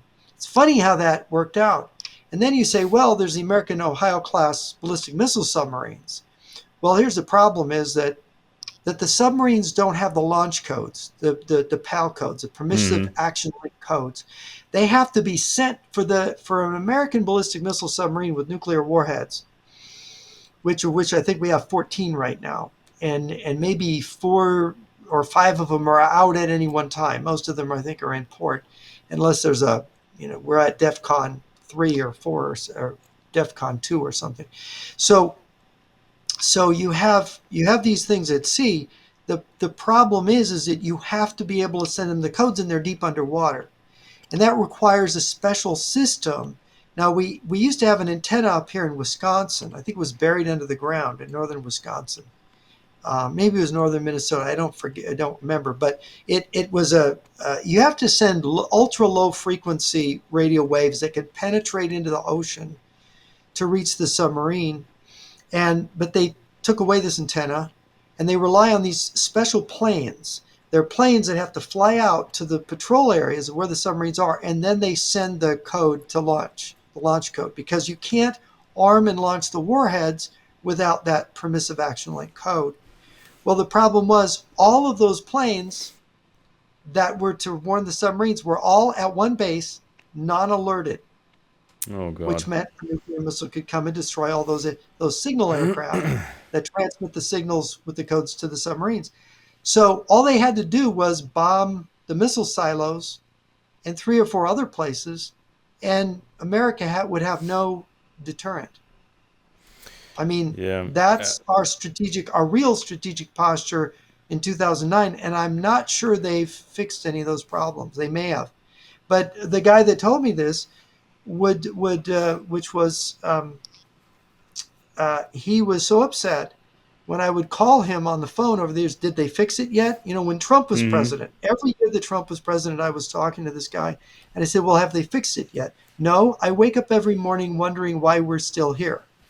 Yeah, Jesus. Oh boy. So it's not just Germany, U.S. too. Yeah. Well, some NATO money went into sort of forensic internet surveillance projects. So this is basically experts scanning online content and looking for patterns of Russian propaganda and identifying the actors, identifying the channels. And so this has been going on for years, but it's still lacking sort of consequence. So when you accumulate all this data, and you can trace, let's say, a specific bit of Russian disinformation, you can trace it from these sources, and then you see how it spreads, and you see certain actors repeating it almost verbatim in a short time frame, and then it goes through these other channels and reaches all these millions of people. At some point, you have what I would call forensic evidence that this is not legitimate press, that this is not legitimate freedom of speech exercise, but this is actually an act of psychological warfare. Now, this is, of course, in Europe, there's a certain threshold. You have to meet a certain threshold um, before you can ban a television station, before you can deny satellite license for a television station, or you can actually close down a newspaper or a website. And so it's just at this point, I think there's enough forensic data to use this as evidence in court to say this person is not doing legitimate press. It's not just freedom of speech, but this is actually an active campaign. So there is this option of using that, but it hasn't really been used yet. Well, they shut down the Russia Today television station here in Europe. I mean, they're not allowed to broadcast anymore on regular channels, but people still get the same kind of stuff from other internet sources. I mean, we had politicians. We had completely separate politicians, left wing, right wing. The same two politicians almost doing the exact same tweet at the exact same time, almost word for word. And so this was an example of this, when these two people who are supposedly, not liking each other, when they almost simultaneously launched the exact same tweet. And so there's all this. Yeah, this is where you can see in advance from this. Galitzin writes about the ultimate end of the strategy is what he calls convergence.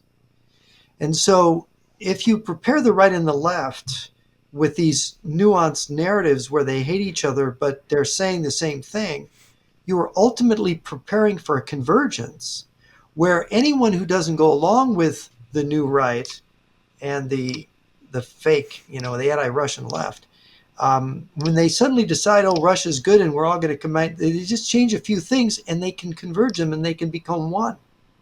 Yeah. And they will have then control the full political spectrum on both sides. In Germany, in the U.S., I see it happening. You got Tucker Carlson and Douglas McGregor and Laura Ingraham and of course Jesse Waters on Fox News, and you're looking at this and you're going, they're now edging towards the pro-Moscow narrative. They're not overtly pro-Moscow. They're just against Moscow's enemy, Ukraine, right? They're just for collapsing Ukraine, which is what Russia wants. It's like, no, it's a pro-Russian narrative.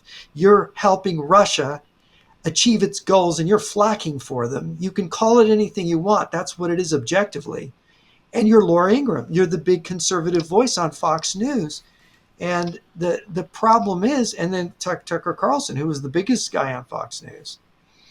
These people are so big and they're so trusted by people on the right that the people on the right, they just follow along. Because all along, these people won their trust. And you're wondering, why are they? And then you can see down the line, it's like, well, we all can get along now. We all agree. It's like the United Europe thing. That at the end of the road, it's the one common European home that Gorbachev talked about. Remember? Yeah. Europe from Brest to Vladivostok, or as Dmitry Medvedev says, we're going to own Europe from Lisbon to Vladivostok. And then Boris Yeltsin saying from Vancouver to Vladivostok. They're going to get Canada too, right? So, and the U.S., I guess, becomes exterminated and falls under the rule of China. China comes here and builds, like General Chiao Chen said, builds a second China in the lower 48 states.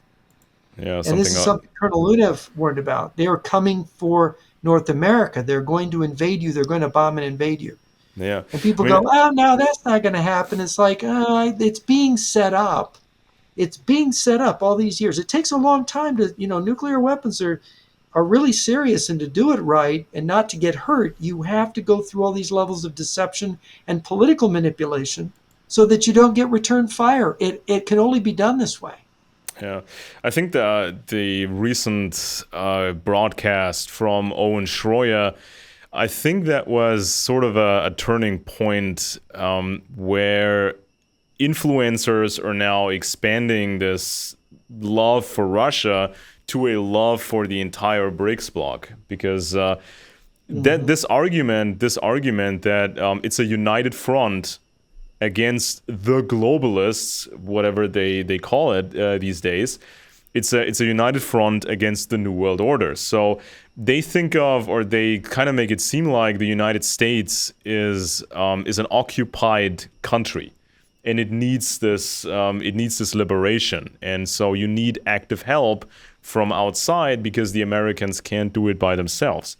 And so And of course, how does that happen? What happens in a civil war here? Does that neutralize the U.S. nuclear deterrent, or does it help in the neutralization of the nuclear deterrent? I point to the Viktor Suvorov, the defector Vladimir Rezin, a GRU defector. He wrote a book called Spetsnaz, and he has a chapter in it called Spetsnaz, the Second World War. And what's really interesting about that chapter is he has things like, well, the KGB's collected all these dirt on Western politicians and generals, and they're going to pour the dirt out all at once, along with fake dirt on good people. So nobody's going to be able to tell which is the fake and which is the real, and everybody's going to just distrust their own government. Of course, we've already had that in a way with the Trump-Russia thing. Half the political spectrum distrusts Trump as a Russian agent. Then there's people who, of course, obviously distrust Biden, know that he's corrupt, he's taking money from China. Once you have so many people compromised, you can make it appear that the whole system is already gone and against you, that there isn't anybody that'll wake up and go, oh, we got to defend. Oh, we got to get rid of that Biden guy, and we got to get rid of these people in the Justice Department, the Pentagon. I mean, we could clean this thing up in a couple months if you lit a fire, if everybody realized their existence was at stake. But they got to get everybody so confused. And so then what he says is that the idea is that you have a person come on TV, a Russian guy who's had plastic surgery to look like the vice president of the United States. And he has the exact voice and everything. And he gives emergency broadcast saying there's been a military coup, or there's been a revolt against the U.S. government. And the U.S. military is being asked to stand down because military officers are implicated in the uprising, and we have to get control. So imagine, before you launch a nuclear attack, and this is what Suvorov writes in the book, you paralyze the U.S. military before the attack by having like what appears to be a coup or a revolution in the U.S.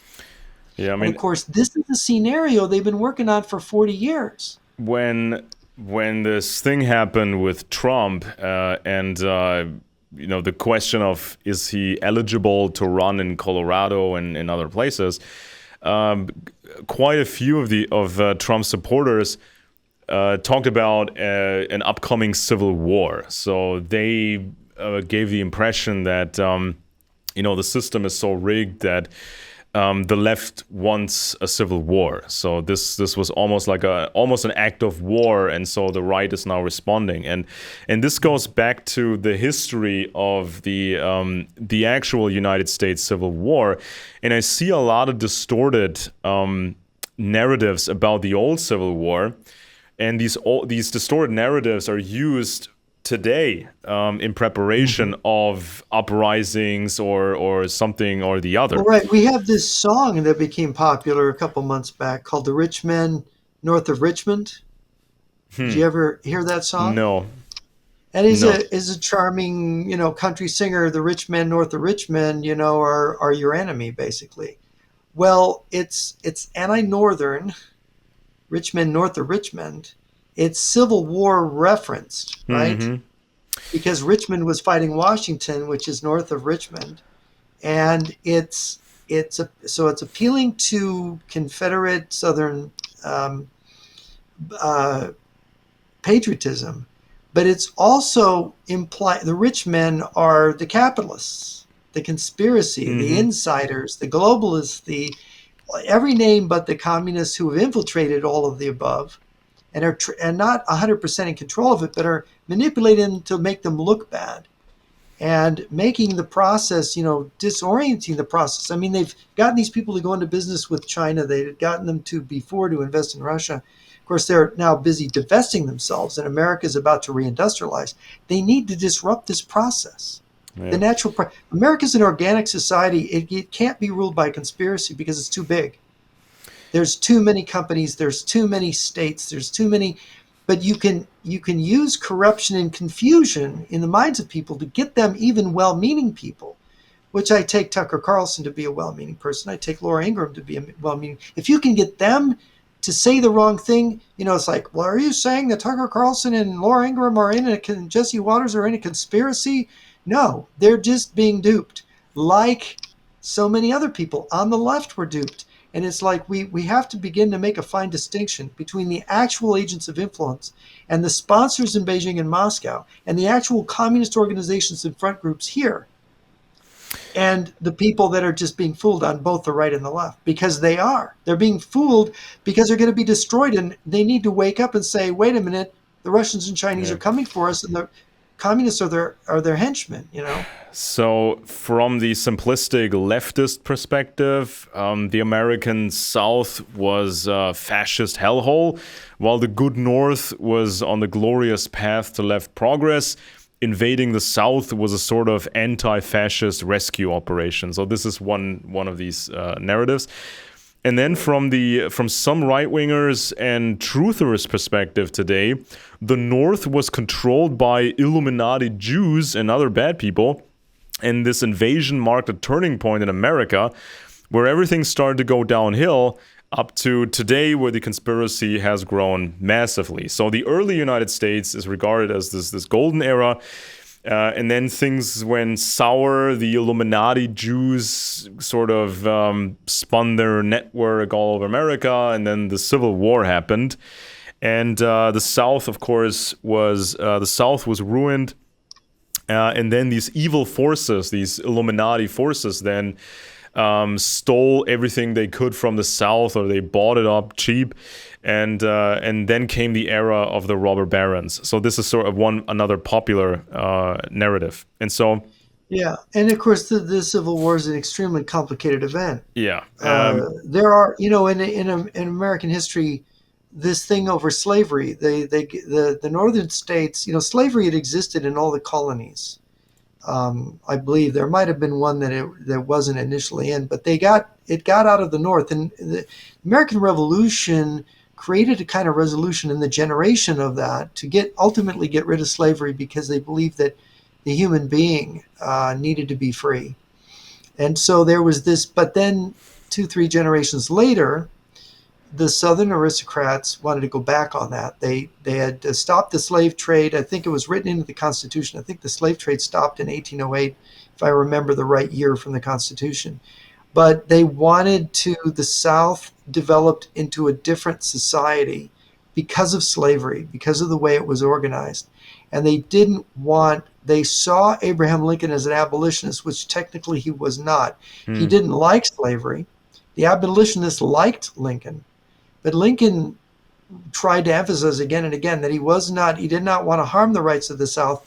Lincoln was against spreading slavery to the territories. He said, let's slave. But you see, the South viewed that. The South had dominated the federal government in the U.S. Before California was admitted in 1850 as a state after the Mexican War.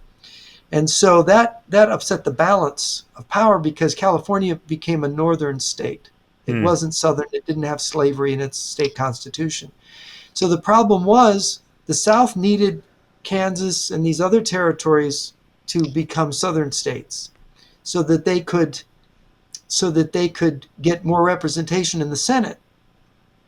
And of course, the South already had, even though it has less population, the slaves counted for representation in Congress, I think, is 1/3 of a person, if I'm remembering the Constitution right, which, of course, this is what our politically correct people are really. America's this horrible. Let's say, look at the Constitution, it's evil.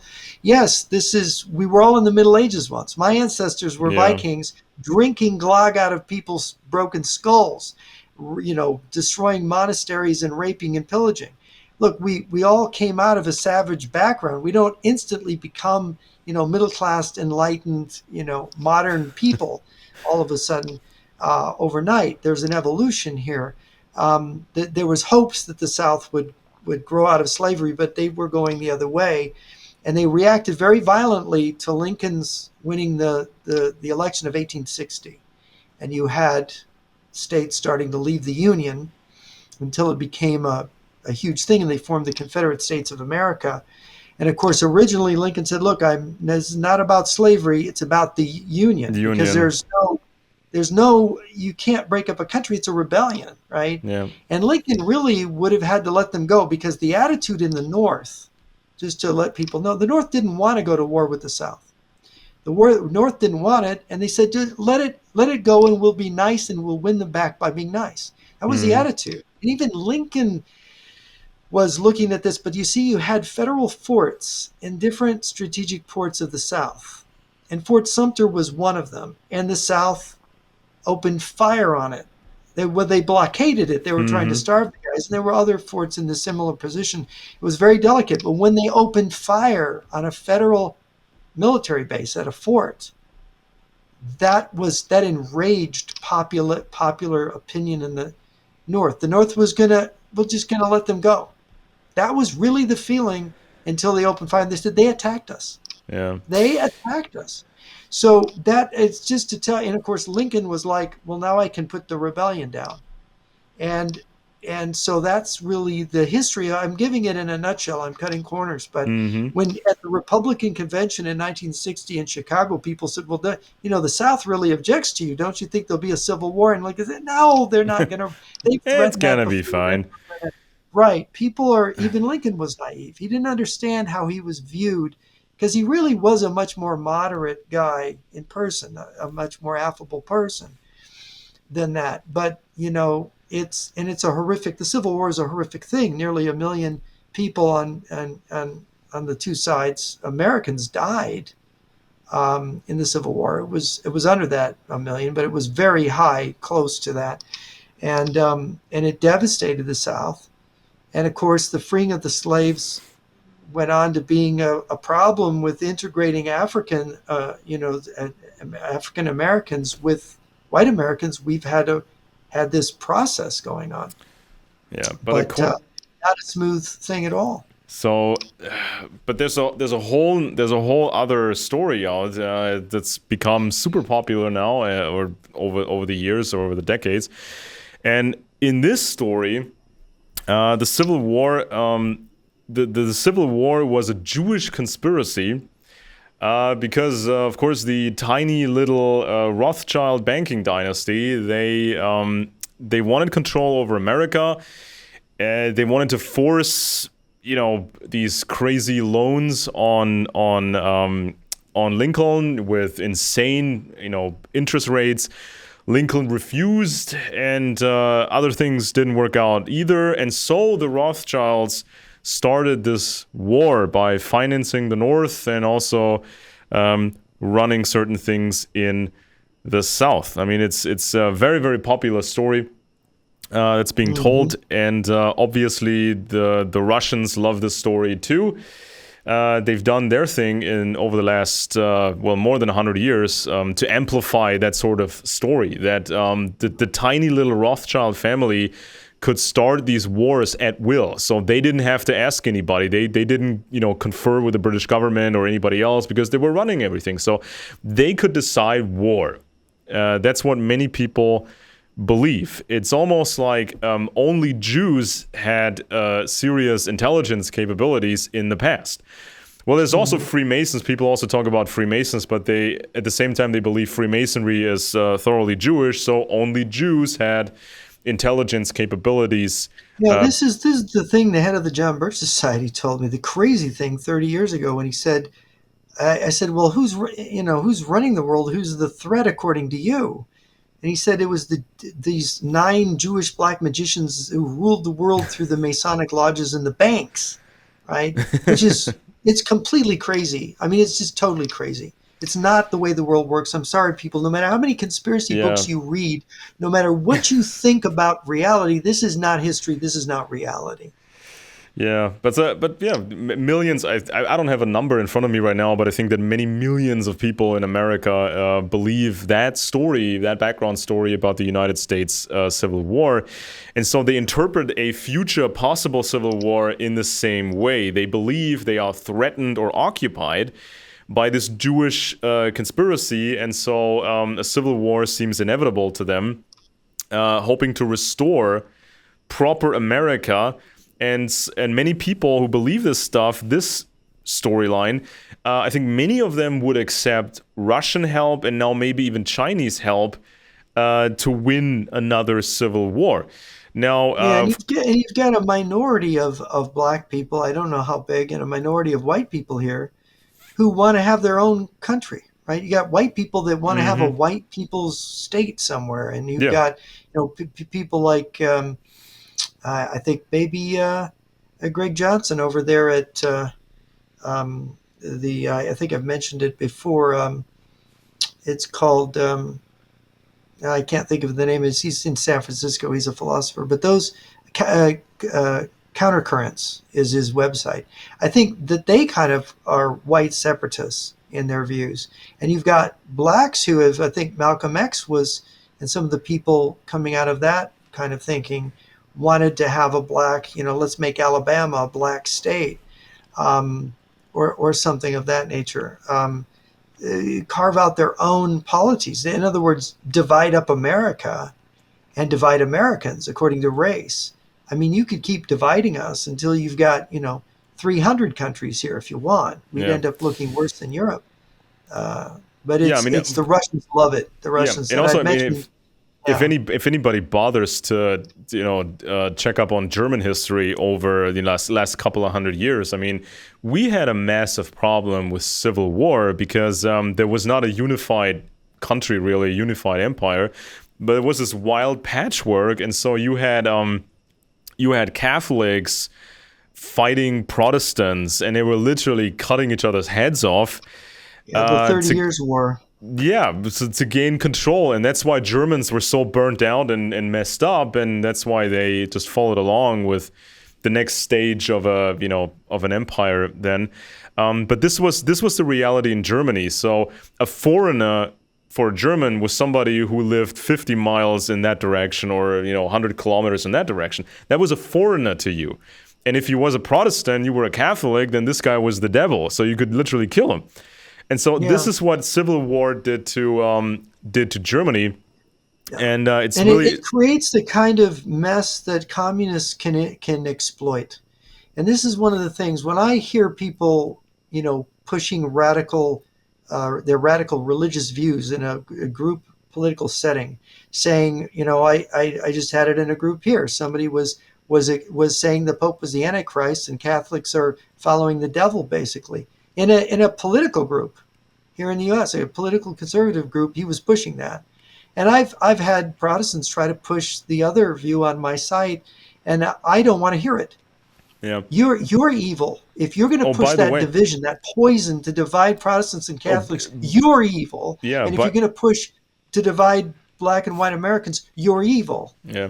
Oh, there was because you're helping our enemies. yeah, Yeah. in my study on 200 years worth of conspiracy media, there's actually quite a bunch of stuff that was mostly in the 1800s of Catholics versus Protestants. So they put out many books accusing the other side of devil worship and just anything evil under the sun.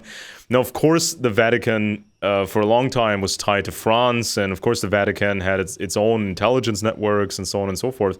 But you saw these catchy conspiracy type books telling these very simple stories, these very simple narratives, and they were drawing from all kinds of sources, using all kinds of fakes.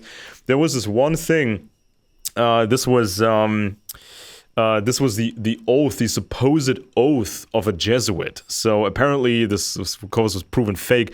A Jesuit had to swear loyalty to commit any atrocity possible, and you had to make this oath to become a Jesuit. And people think that all Jesuits are agents, but instead, any vehicle can be used for operations. So it could be this group or that group.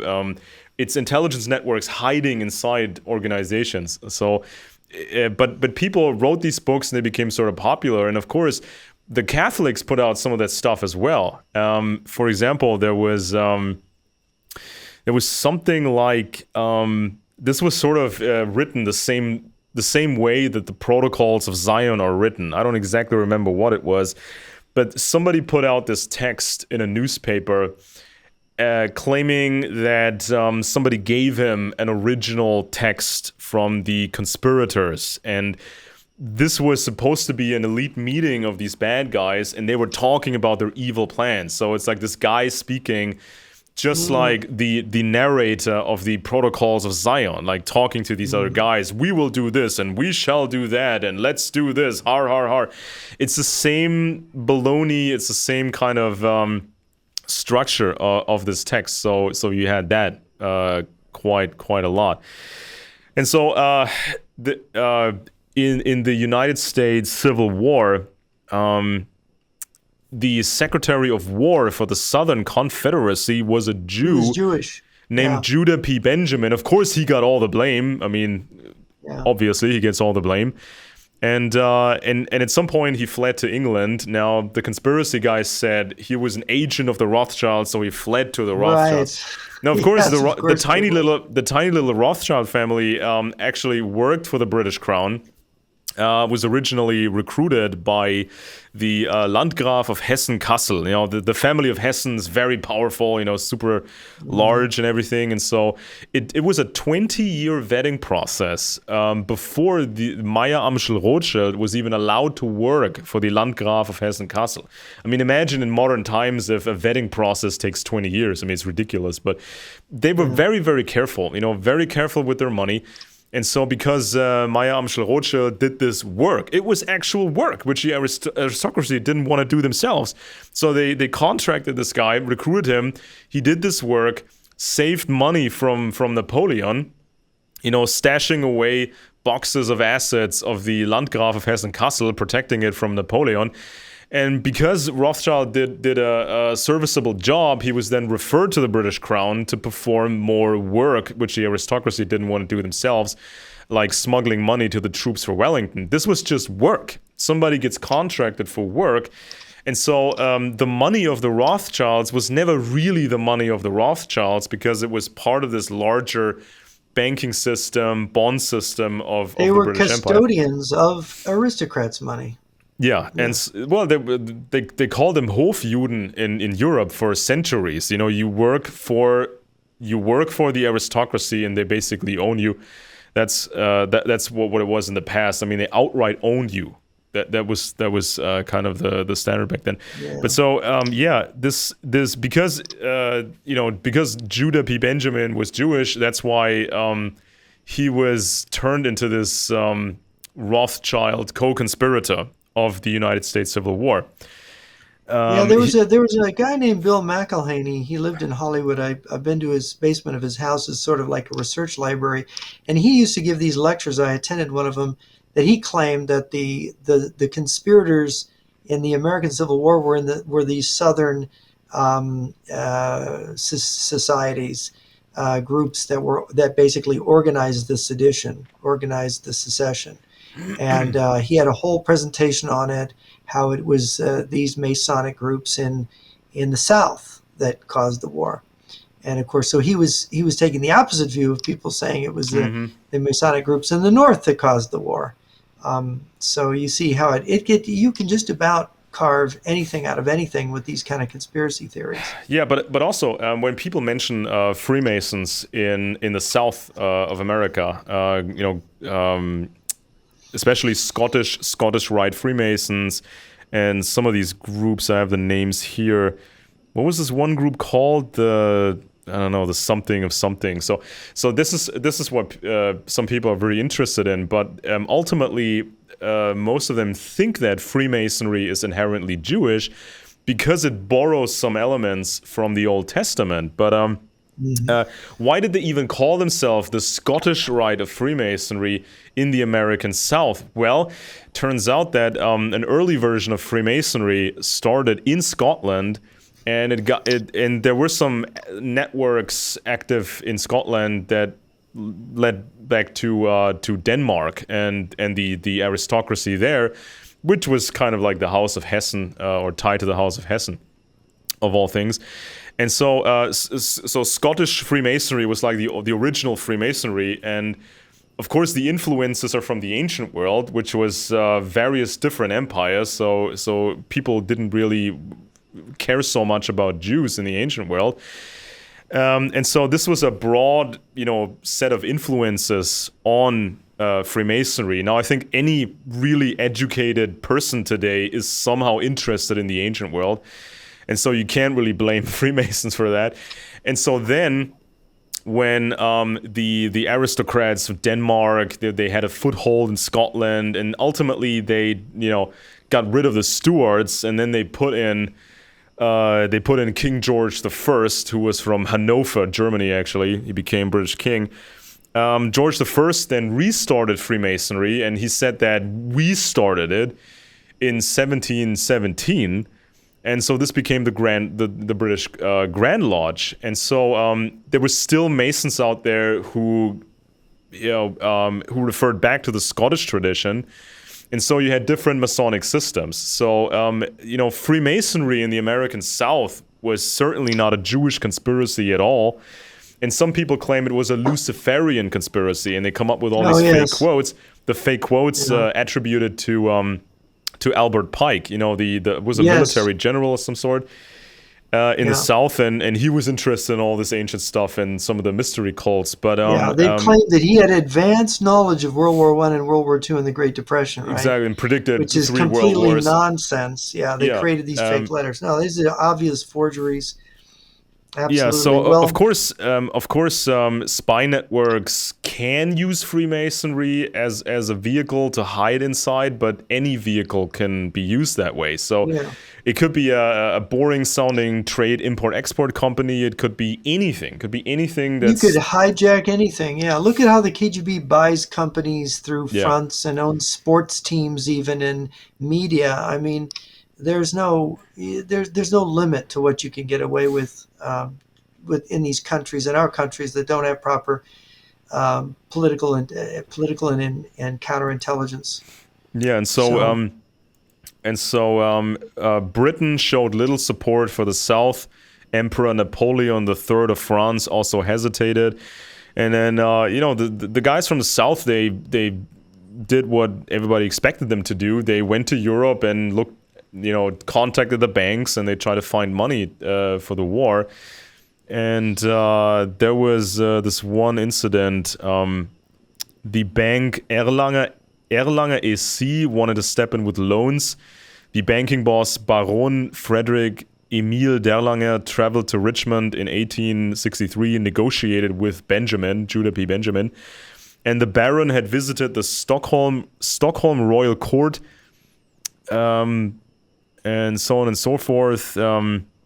So they went around to find the money, and Benjamin oversaw the Confederate Secret Service, which was responsible for covert operations in the North, and funded former Interior Secretary Jacob Thompson to fund operations that could politically undermine Lincoln. And so a lot of these records were burned, so we don't have files, convenient files to go through. But we can sort of try to reconstruct the past. And so the full story of Confederate secret operations may never be known. Benjamin ultimately fled via Florida and the Bahamas to England, became a lawyer. And in 1861, Salomon de Rothschild considered Benjamin the greatest mind in North America and Abraham Lincoln an extremist. Now, of course, the conspiracy buffs were very interested in those quotes, but Benjamin was really smart. I think he was at an elite university as a teenager, so he indeed was really smart. Yeah, he was. So that's nothing out of the ordinary. But anyway, that's mentioning this whole way of stirring up a civil war. How we got onto this is the rich men north of Richmond. This is being promoted now. This is the narrative being promoted now to Americans. And it's just people and their prejudices and the way they view things with their poor level of reading and understanding, they get sucked in rather easy. And, I'm trying, you're trying, we're trying to get people to actually see something more hidden, but it's actually right out in front of everybody. Russia and China are the enemy. And the communist movement has been their movement since the Bolshevik Revolution, and because the communists took over China and they're trying to take over. Look at Brazil, look at Venezuela, look what's happening in Peru and Colombia and Chile and Nicaragua, and so and look at Africa. They're taking over, and nobody's noticing the takeover, and nobody's connecting the dots.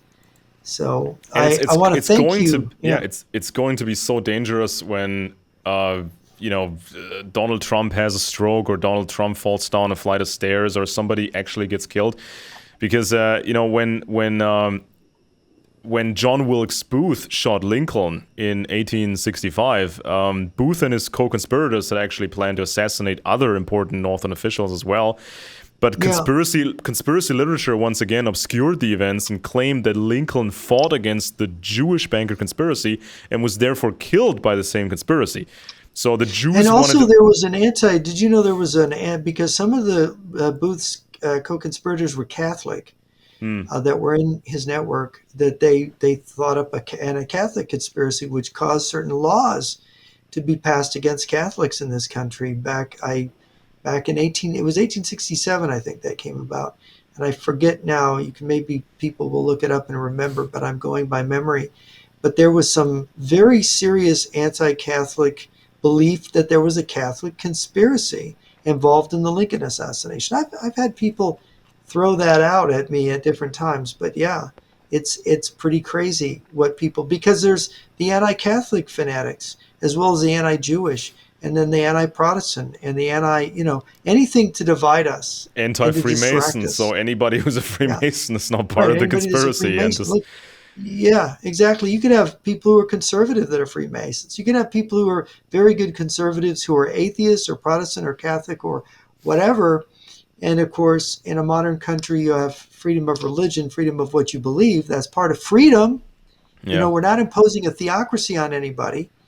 That's a good thing. It should be a good thing that people can be free, because if you're not going to let other people be free, then somebody else is going to have to fight to impose their religion on you. Think about yeah. that. But it's the socialists, the communists, that's the real new religion that is taking over. Yeah, and there's another And bit. There's yeah. another interesting bit attached to this whole conspiracy nonsense, and it is this. So um, supposedly, the Russian Tsar Alexander II thwarted the Rothschilds' plans by sending his fleet to America for protection.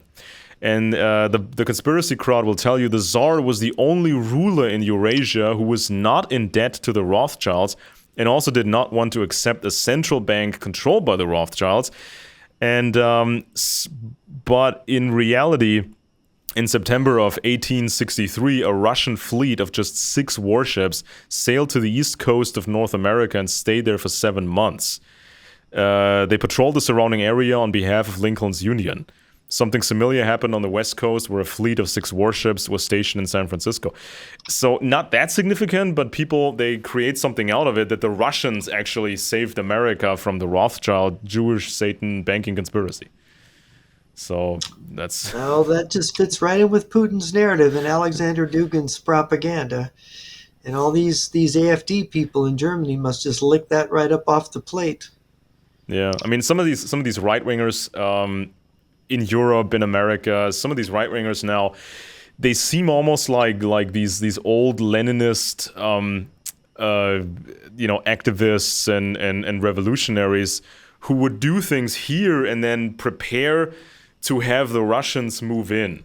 And they think Hmm. they're saving the world. They think they are they feel like they are the rebels in a Star Wars movie. So they're fighting the Empire. They're Yeah, fighting these Schroeder forces. obviously thinks that of himself. I Yeah, think he does. he started as a sports broadcaster, and then he got this fancy job at InfoWars, and I think he started out with like $60,000 a year, and then he made like $100,000 per year plus performance bonuses. That came out in the depositions in the Sandy Hook lawsuit. So there's a video deposition of Owen Schroyer on YouTube where he He has makes to, a good living being a rabble rouser, doesn't well, he he? did. He did. I mean, he sort of bought a house with a loan, apparently. He owned 2 cars, but then everything went downhill because of the Sandy Hook reports. And so he lost a bunch of money, had to pay all these lawyers. And before he went to prison, he said that the IRS wants a lot of money from him, too. So Hmm. he's not doing too well these days. But he was a kid. He was basically a young kid. And Yeah. suddenly he makes $60,000, then he made $70,000, $80,000, $90,000 plus performance bonuses. I mean, that's pretty fancy, wouldn't you say? for a Yeah. Well, sports he broadcaster. was what? He was jailed for 60 days, and then they extended it. Am I No, remembering that right? I think he got out early. I think Oh, did he get out he didn't early? even do 60 days, but of course he plays himself as the victim and the martyr of the great conspiracy. But I mean, he must be so broke now, just like his boss, that he seems to be almost begging on the air for financial support from whoever. It's just, and then he's saying, well, the BRICS countries, the BRICS countries will defend us from Hmm. the globalist new world order. Maybe he'll get Lula da Silva to give him to finance him, Uh, huh? it's just. I mean, I was wondering when it would happen. I knew this would happen. The extension of pro Russia to pro China, and Yes. Alex Yeah, Jones. I mean, that was the key. You're right. That was the key thing was that before this it was Russia, Russia, Russia, pro Russia. They didn't mention China, but this time he's linking Russia and China together as our saviors. And that's really sinister. That's super sinister. yeah. I mean, I saw. This was maybe 2 years ago. Something like that. I saw Alex Jones saying something like Jones was saying something like, well, maybe the Chinese ruler Xi Jinping, maybe isn't a communist after all. Maybe he was just playing everybody and he was secretly working against the communist conspiracy, and he's secretly working on the good side. He's joined the good side, and he tossed that idea out there. Probably didn't get much of a positive response back then, but now things may be different. So I expect them to say the same kind of thing more often until it becomes a drumbeat, and at some point they hope probably that the audience will think it's self-explanatory. People will think it's the most normal thing in the world to trust China alongside Russia, and they need them for protection and support in a future civil war. This Hmm. is the level where we are at right now. Decades of conspiracy nonsense, and now it's this.